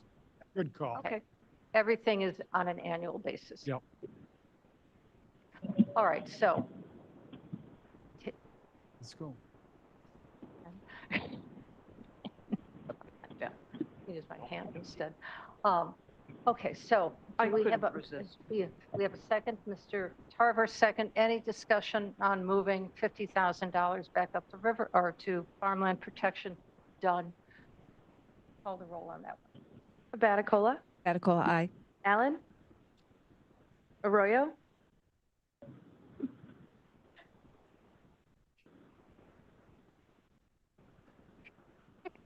Bates, Ms. Bates? Gripe, No? Gripe, Yes. Gums,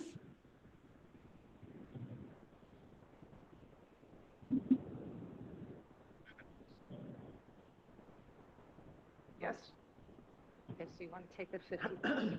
Iqbal, Iqbal, yes.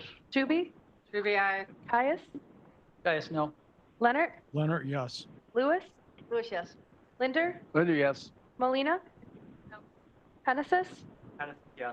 Roth, Roth, yes. Sanchez, Love the idea, but no to any amendments. Strathman, Sturgis, Yes. Tarver, Tarver, yes. David Young, Pepe's here. Oh, Pepe is here. oh, Tepe. Was that a yay or nay? No. $50,000 into farmland protection. Pepe's a no. And Kim Young. Young, no. Kim Young, no. Pass it. Passes. All right. Okay, so hold on a second. Okay, ladies and gentlemen, final call. Anything else? Yeah. Okay, John? Can't do that.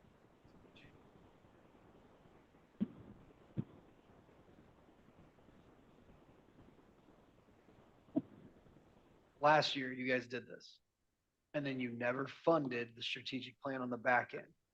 That was not done based on your understandings of this, because I talked with a lot of you who are like, what do you mean we didn't fund the strategic plan? All you did here was simply say we're not funding it through Riverboat. Correct. You need to fix this on the budget side.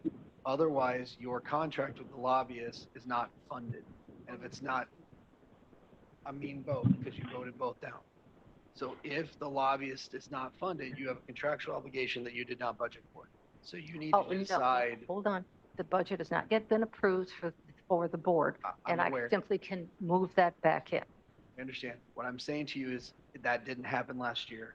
I want you all For the to be very, strategic very plan. clear that you all need to make sure that it does happen.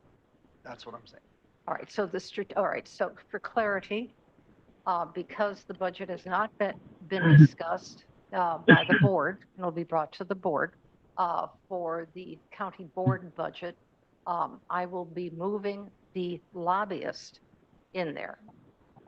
So I will, that line item, which is already in existence, will simply be out of the general fund rather than on the riverboat fund. Easy, easy, easy amendment to make, since it's still in draft form. The strategic plan, which is in there as well, has no funding source right now. So unless I am told otherwise, that the county board, which can approve it next month when I bring forward that budget, would like to approve that item of the general fund, that'll be fine. If not, there is zero money in that account, and it will not, you can't contract with somebody that you don't have the money for. We brought that forward again with the house. You don't buy a house if you don't have a down payment. So if we don't have the down payment for it, another day, another time. So, okay, Ms. Gumbs? I will just add to that. Thank you very much. I did send a official request by email to put them back into the general county board budget. I did send an email just To me? requesting, yes, I did, this morning, to officially request that be put back into the county board budget where it is now, or yes, where it is now. Yeah. Yes. I appreciate that email. Yeah. Not necessary, but I would appreciate the email. Yeah. Okay, so, yes, yes, ma'am. I would like to thank everybody for your vote about the strategic plan and for your advice to come back in September. So thanks for that. We'll be looking into, I plan to do the background work that everybody has asked me to do with Madam Chair's help in setting up the strategic planning ad hoc committee again, see what we can do in-house, and do the homework that everybody's asked us to do. See you in September. All right. That reminds me of an old song. Okay, so are we ready? Take the vote, please. Okay, so this is, we're voting now on the Riverboat Fund as amended, and I will repeat what was amended. We have removed the funding for the government relations and lobbying services. We have removed the funding for the strategic plan. We have increased farmland preservation program by $50,000 to a total of $750,000. With that, call the vote. Batacola? Allen? Arroyo? Bates? Gripe? Right, yes. Gums? Yes. Iqbal? Iqbal, yes. Juby? Judy, aye. Caius? Guys, yes. Leonard? Lewis? Linder? Linda, yes. Molina? Molina, yes. Hennessis? Hennessis, yes. Roth? Roth, yes. Sanchez? Sanchez, yes. Strathman? Yes. Sturgis? Sturgis, yes. Tarver? Tarver, yes. Pepe? Pepe, no. David Young? Kim Young? Hey, Young, yes. Okay. Passes 1 no. That was on the, on approving it as amended. So now we have to vote on the Riverboat Fund. No, we do not. Is that clear? Okay, we good. We should be done. All done? All right. Except for, I think we're all getting a little. I didn't know where to fit this in before, but I'll do it now. I'm concerned about the Riverboat Fund. I think we've got a lot of stuff in there that we ought to be funding out of the general fund. Obviously, we don't have the money in the general fund to do that, but we're giving millions of dollars to the state's attorneys for some wonderful programs, very good programs. They're commendable, but at some point in time, we have to find a way to start funding our year-to-year business out of the general fund. I don't know how we do it. We have to figure it out, because I don't always agree with Mr. Leffler on everything, but he's right. We ought to be looking at what we can do for the community with this. I'm concerned about hunger, and I'm concerned about housing.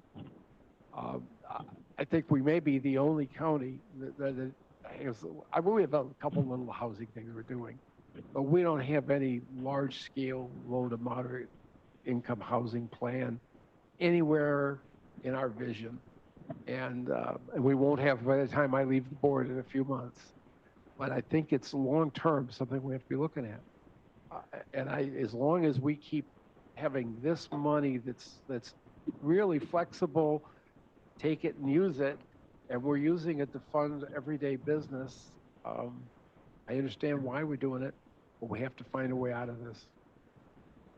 Madam Okay, Chair, thank you for those comments. Is, as the chair of the Riverboat Committee, at least for the remainder of the year, is there a, can I ask for a consensus? Are we, from the whole board, before we go through a whole process? Because we've taken certain assumptions that have been passed on from past boards and adopted them, that we're doing 80-20%.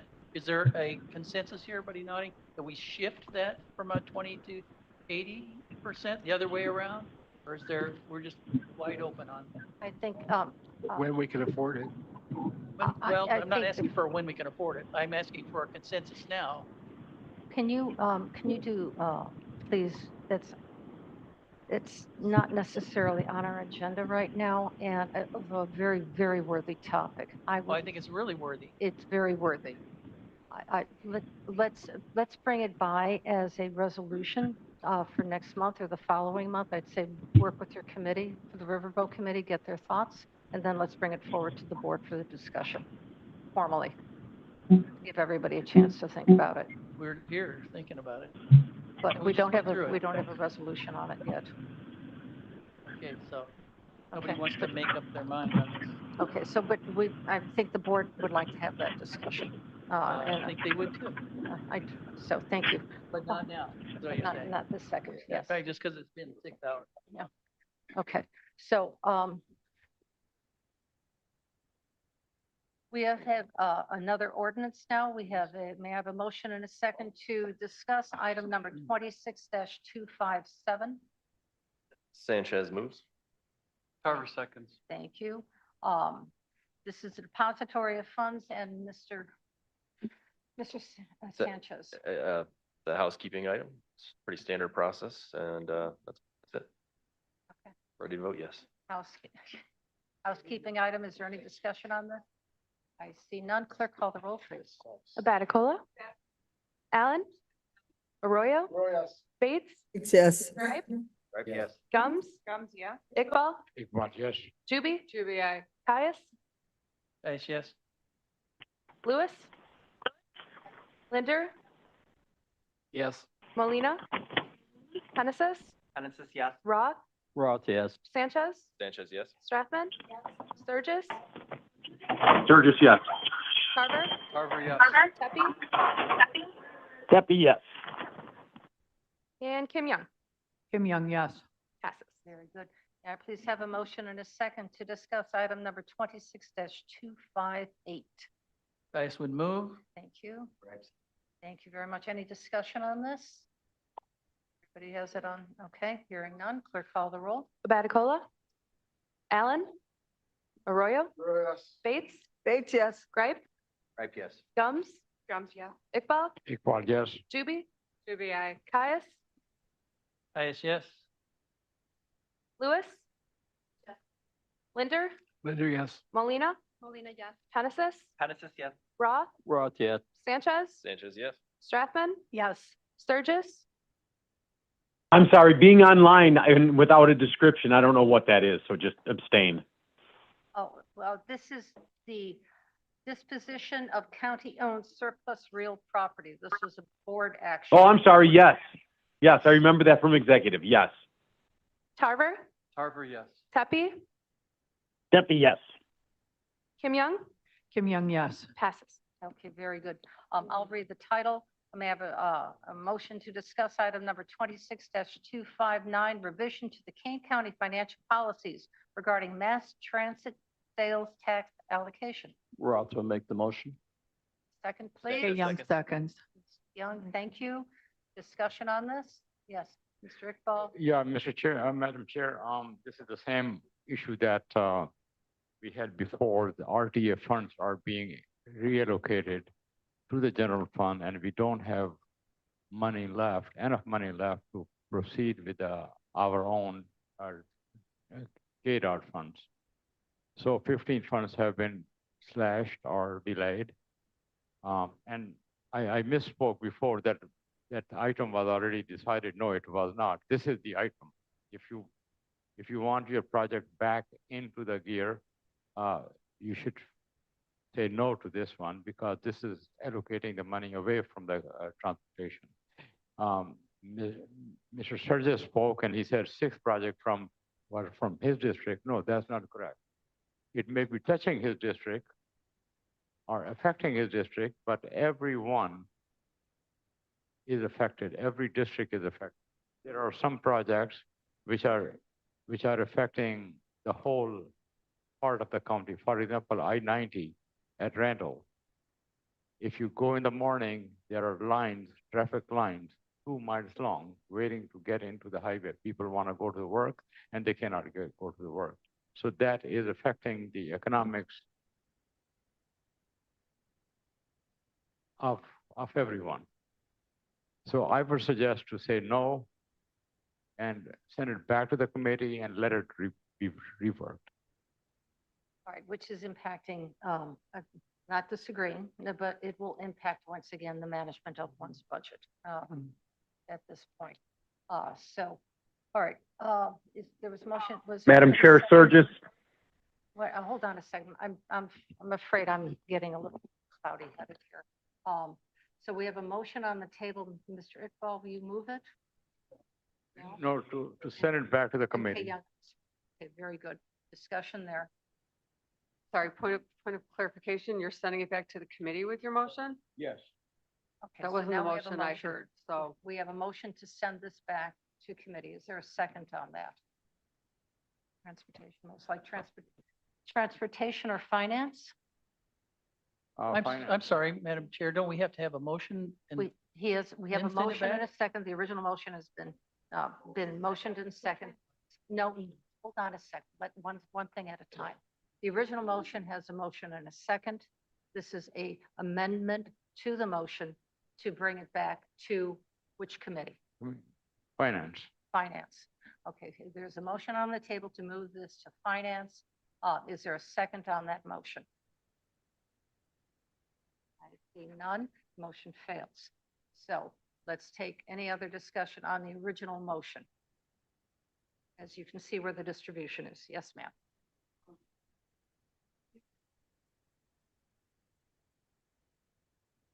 Madam Chair, Sturgis. Hold on, Mr. Sturgis. Someone else has. Okay. Last year we said it was a one-off.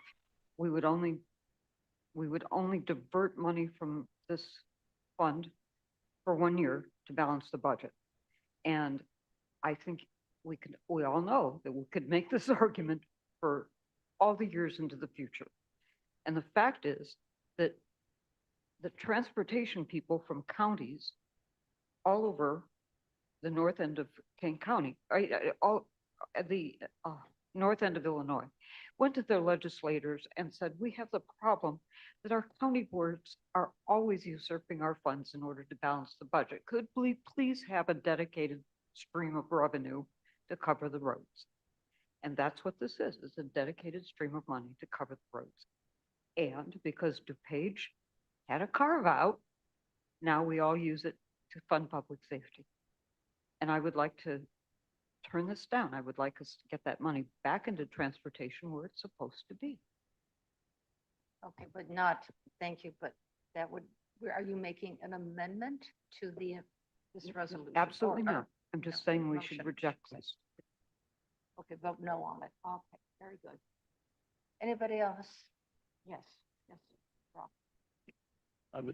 Roth here. I'd like to call Mike up because when we voted on this last year, I think, and I need confirmation on the number, we removed, was it 8 million from the RTA tax that went to public safety? And it doesn't take effect until July, which will only bring us 2 million this year. So we're already in the hole. And the total was going to be what, a $5 million? So we're Yeah, about 25%. really never made up the full 8 million. Yeah, about 25% of the RTA sales tax is roughly $6.87 million. And then our local option NFT increase won't start We until. kind of ignored those numbers last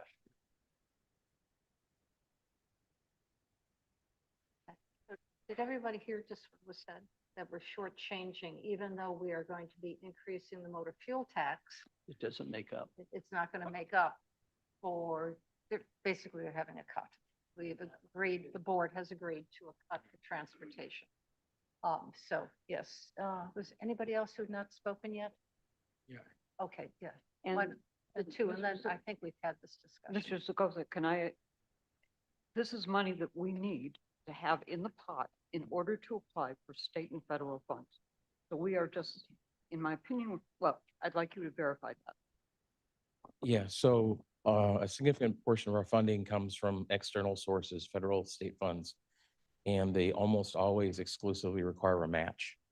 And as we're losing funds, we're not able to provide that match.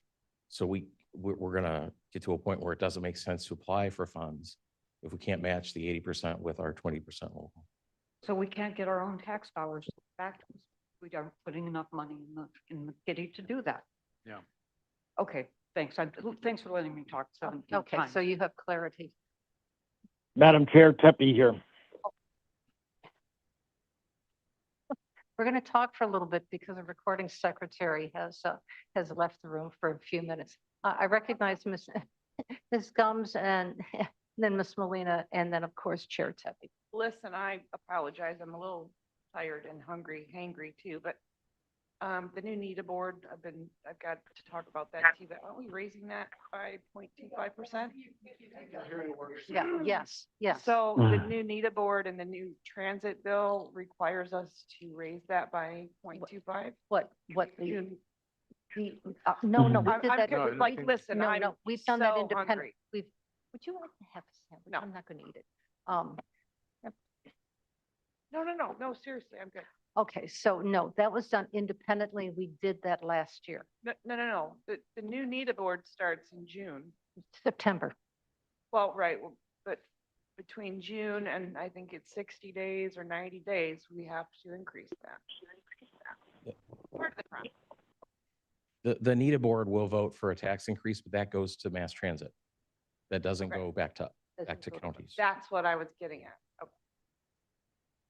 Okay. Yes, ma'am. I was just making space for Christine to come back. But I guess board members, we've just decided that $220,000 that was in the riverboat, that was available for riverboat grants, is now going back to not be available, and instead general fund is looking to see whether or not they're going to support those funds. So I feel like we say something and then we act on something else. So we're aware that we need money, that we need revenue, we need different types of revenue to fund this county. We all know that transportation has been kind of the fall guy in this whole situation. They're down more than I think $20 million. They're never going to catch up at this point. We made a decision last year to cut their funding because we had to pay for public safety. And that's the decision we're making again. But at the same time, we decide not to use other sources of funding, and we continue to put all our support on the general fund, which is funded by our property taxes. So I guess we have to make a decision, and I hope at some point we have a strategic plan that decides financially which way we're going, because we say one thing, but we act out another. We just lost out on $220,000 of funding that didn't come from the general fund, and we voted for it. And yet here we are standing saying, yes, our transportation needs money, but instead of using that money for something else, we just let it go into savings. So I think this is a bigger discussion that we really need to have. And I thank Mr. Tepe and Mr. Leonard for what they've done for the budget, but I think we all need to be involved in this one. Okay, Mr. Tepe? Thank you, Madam Chair. It's very disappointing to have a process to get things done and then have situations where, because someone brings something before the entire board, to try to derail a lot of the thought and process that's taken because they feel something is different, it's disturbing. The correct thing is, if you're concerned about finances, is to talk to Mr. Leonard. If you're concerned about transportation, it's to talk to Mr. Tepe. Sturgis did that. But to go around and to say, we're going to solve it and circumvent not only the department process, but also the committee process in order to make a snap decision at a board, particularly after the board has been meeting for 5 or 6 hours, is just in my mind inappropriate. Okay? If you want to send something back to the committee, or if you want to give the committee some instruction, believe me, we have had detailed discussions about what needs to be offset based upon financial constraints. So I think it's inappropriate to try to do this during a board meeting when you don't have the time to really think things through and react properly. So I'm not in favor of any of this moving forward. Thank you. Thank you. All right, we've had ample discussion on this. I think wonderful points have been brought forward. I think it's time to have this vote taken. So clerk, call the roll, please. And this is a revision to the Kane County financial policies regarding mass transit sales tax allocation. Abaticola? Allen? Arroyo? Bates? Gripe? No. Gums? Thumbs yes. Iqbal? Iqbal, no. Juby? Juby, no. Caius? Guys, yes. Lewis? Lewis, yes. Linder? I don't know. Molina? Molina, yes. Genesis? Genesis, yes. Roth? Roth, no. Sanchez? Surgis? Surgis, no. Tarver? No. Pepe? Pepe, no. Kim Young? Kim Young, no.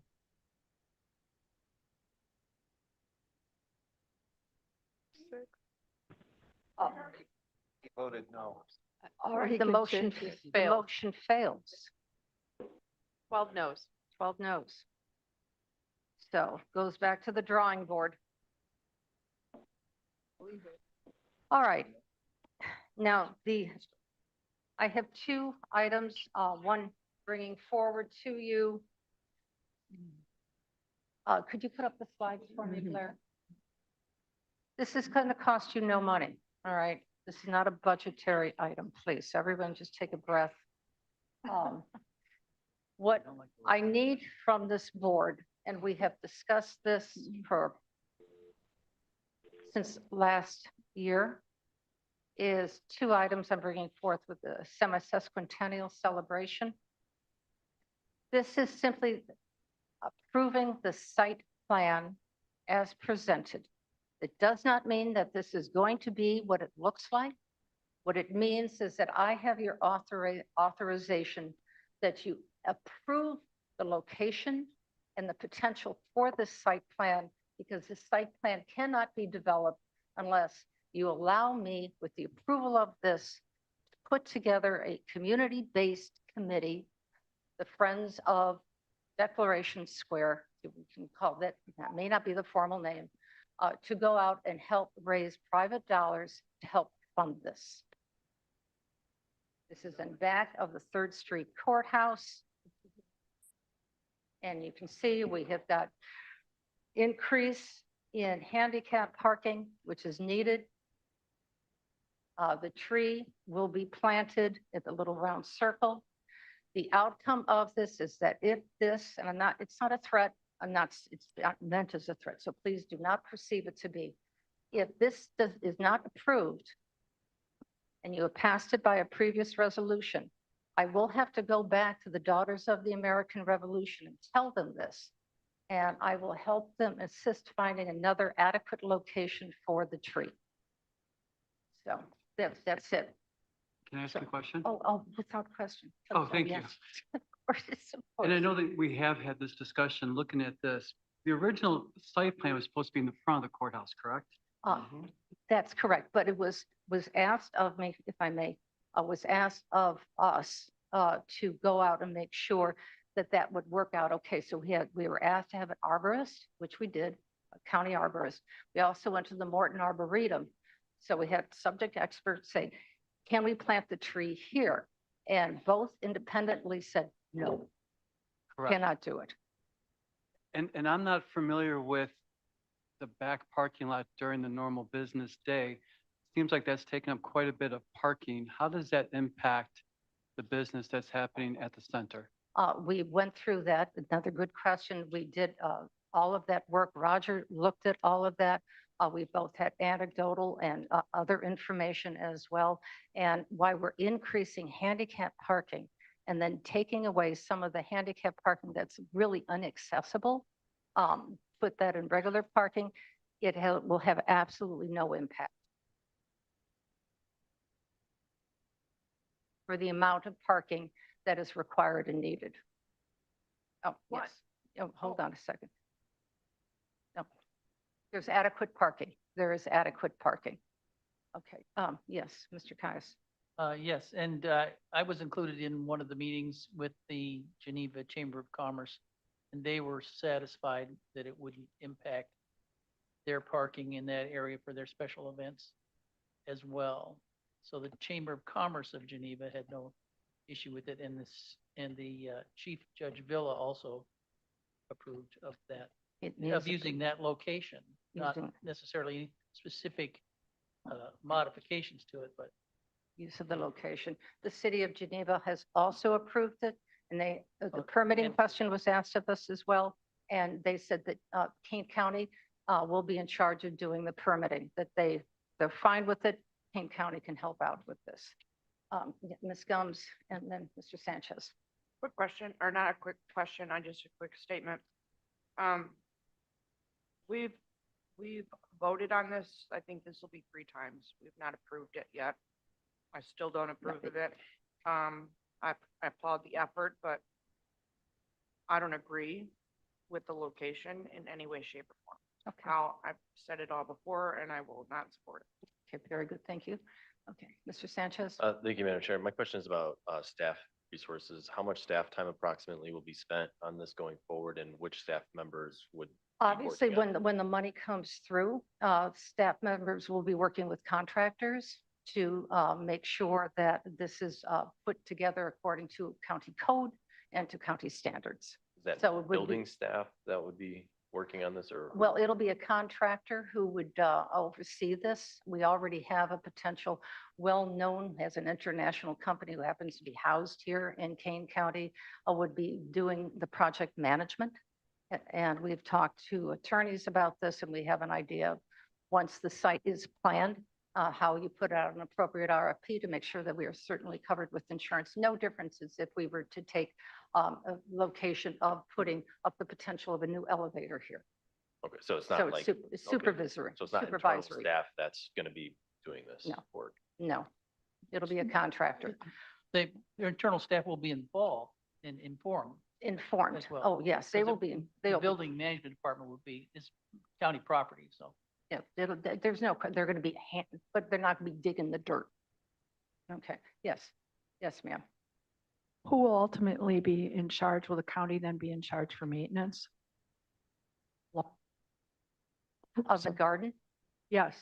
Well, the garden, we can certainly, again, the garden will have water through it as well.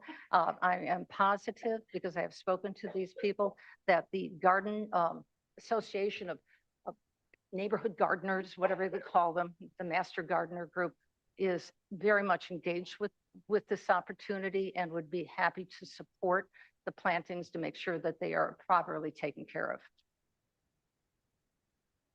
They'll be contractually obliged to taking care of this. Is that what you're saying? I have not formally addressed Okay.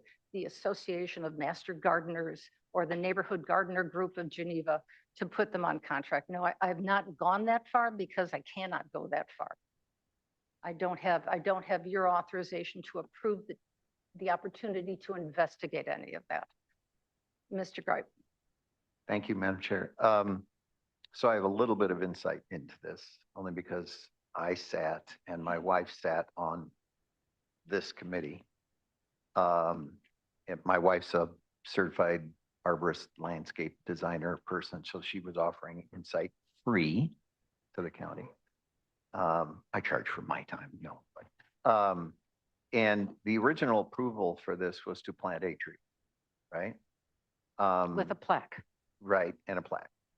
I don't, if you're not paying attention, you should, because on page 1215, paragraph 2 says Kane County shall provide the necessary site preparation and cement work for the installation of the Liberty tree and marker. There's- That was approved by a prior resolution. Yes, it I don't was. think it was, but any rate, there's a lot of concrete here. I've talked to some of our internal people. And this is the entire project, if it was paid for, however it was paid for, is about $1 million project. The concrete is probably at least into a good 6-figure number. So I'm not saying I don't think it's beautiful, that it could be nice, but we had proposed planting the tree out here near the veterans site, and the response was, no, we can't put it there because we might sell this place someday. I have a short-term solution for this while we decide what this is really going to cost, because I've been in meetings where there were 7 Kane County departments represented. That ain't free. And so money has been spent, money's going to be spent. And again, I'm not saying it wouldn't be worth it, but I think the board deserves the opportunity to see a budget. You know, what exactly is the county going to have to pay for? How much is that going to be? All that kind of stuff. This tree is currently now about yay high. Now, knowing what I know about trees, because I'm married to a tree lady, that tree could be planted pretty much anywhere, right? And you could let it grow for a year or two. I'm not proposing that. And then transplant it while it gets to have better roots to this or any other place. But I think that the board deserves a lot more detail on this so that you can approve what is this really going to cost, how long is it going to take, and then we have the tree in by this sesquicentennial or whatever it is. And but I think that's just FYI. All right, so I'm going to, if you take a look at the following page, what you had just mentioned about the tree and the concrete work was passed in 25-452. The board approved all of this. Exactly what you just said, sir. And it is in this current resolution because we copied that resolution and put it onto this one. So 25-452, that was approved. The budget that was proposed to you is about $600,000. That include, or $500,000, my apologies, $500,000. I wanted to have it at 250 that came with this gorgeous design. We had said that half of that budget would be done through, and you were in those meetings, sir, in-kind support from companies who would be willing to donate time, materials, and labor. I've already kind of previewed that to see if that's a possibility. That was yes. But again, nothing has been asked about that at all. So because I don't have that opportunity to hear that, Mr. Gripe, I'm responding to your question, sir. That's fine. That's fine. I just want to make sure that you understand. So it's $500,000, $250,000 of fundraising opportunities through private donors, another $250,000 through in-kind contribution of contractors. The work can be staggered. It does not happen to occur all at the same time. It's not like you're building a building where you have to put the roof on to call it a day. We just want to make sure that we have enough that we can plant the damn tree. So that's it. That's it. And with the plaque. And this is the site, if you remember, the site that was approved of by the board to have it at 3rd Street Courthouse. And this is what the donor has requested. So we have to, going back to my experience working for donors, if you say the donor wants to give you money, an opportunity, or an item that they want at that particular location or for that particular use, if you have any change in that, you have got to go back to the donor and ask them. It is not our possession. So we've had, Ms. Juby, thank you. I just wanted to clarify if it's the Geneva Beautification Committee that would be taking it over. It's all volunteer and we have no control over what types of plants are put there, and they do a sign up. So if someone wants to sign up to take care of it, They take care of it. You take whatever plants that are provided to you by the beautification committee based on how much money they raise for that season. So that would be, thank you, but we don't even know. No one has been asked that formally because we have not gone to that process yet. So I can't ask things that I have no authority I to was just ask. giving point of clarification because you said it was the Master Gardeners Club and it isn't, it's beautification. Well, this is a county-wide effort, so it could be Geneva, it could be Batavia, it could be county-wide master gardeners. I don't know.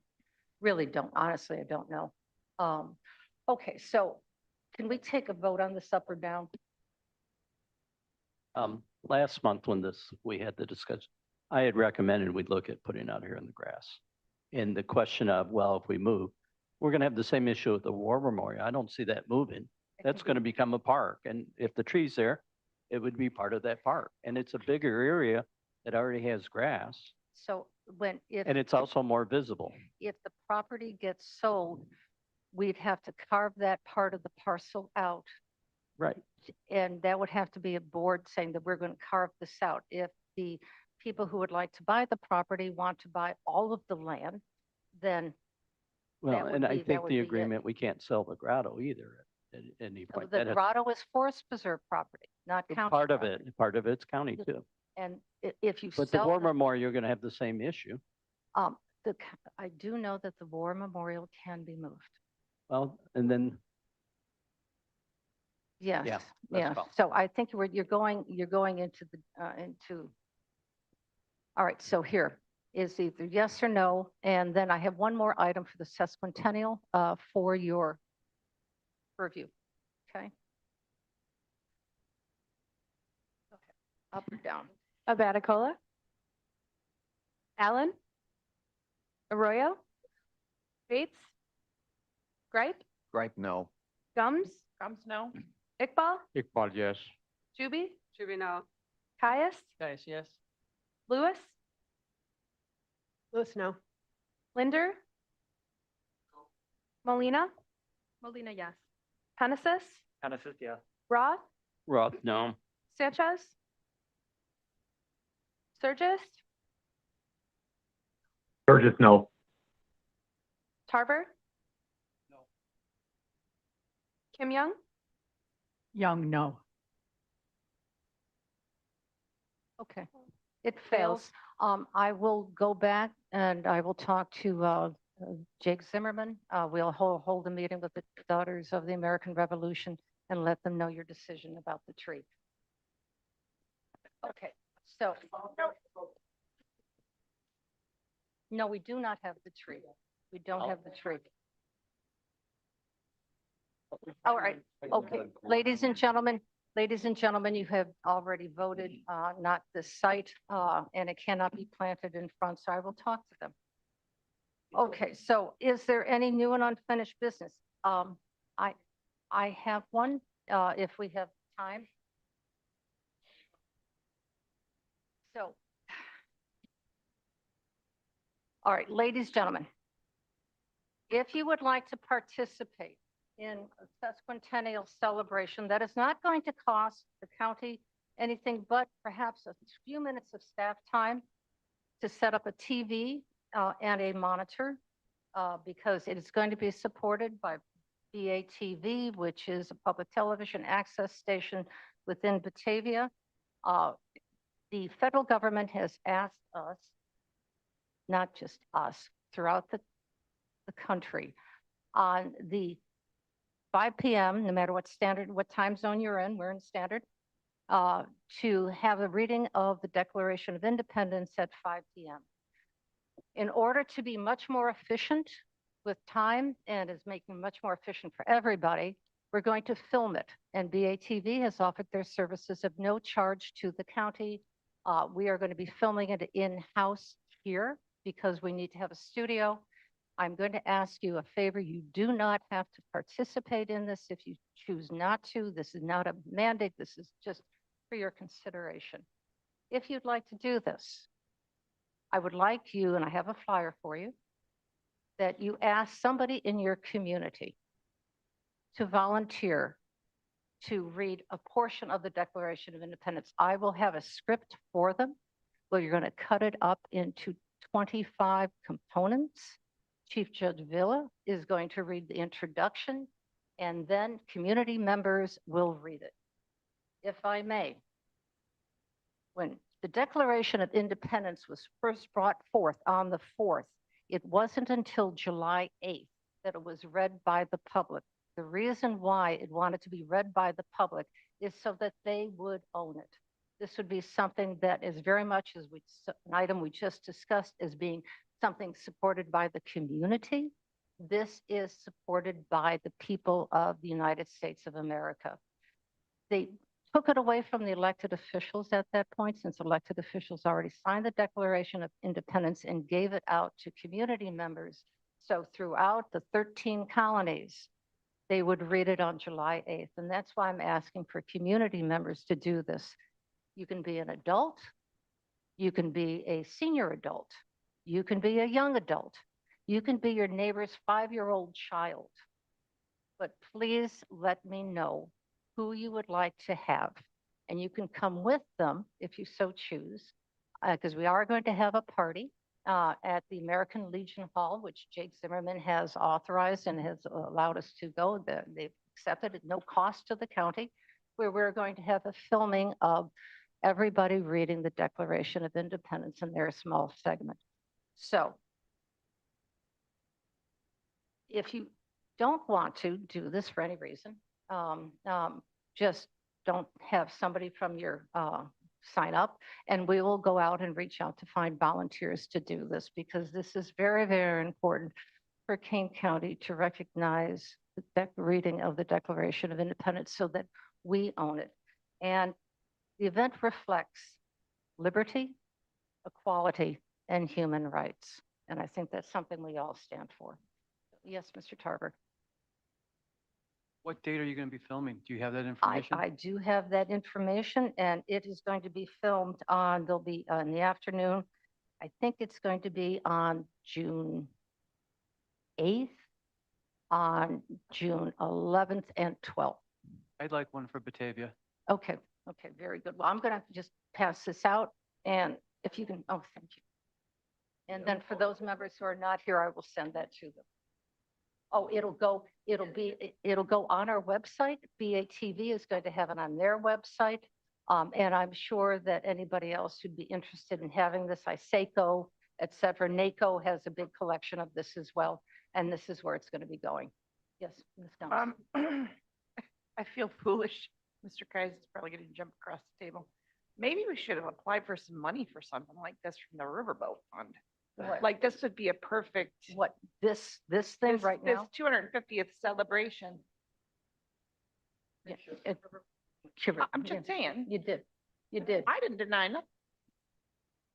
Yeah. We can, I'm just throwing it out there because, you know, it's playing in my brain, like.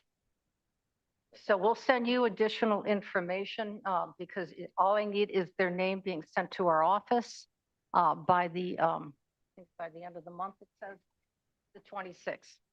And what I need to know is because I want to make sure that each one has their own unique script. If it's a child, I'm not going to give them something very challenging, but I'm not going to say I'm going to insult anybody's intelligence on how well they can read. And if you have triplets and you know somebody, you got a brother, sister who want to do it, I bring them along and they can share the same script.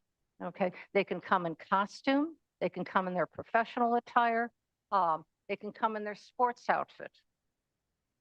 You know, this is Kane County. And I think it's going to be a wonderful tribute to the United States. So we may buy cookies. Girl Scout. Yes, yes, Mr. Tucker. Yes, yes, absolutely. Here it is at the bottom. And we'll schedule, I'm not going to give you the schedule of time because I know it's going to be in the afternoon for the filming, but I'll be working with BATV and it will be on this campus. Okay, so. Don't you goddamn tree. That little tree, that tree's not going to be here. All right. Madam Chair, I'd like to make a motion, we adjourn.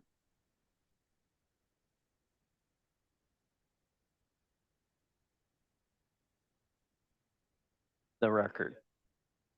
We're within 25 minutes of tying the record being 6 hours and 10 minutes. Yeah, we need a second. Nay. Mr. Frank offered to read for 25 minutes.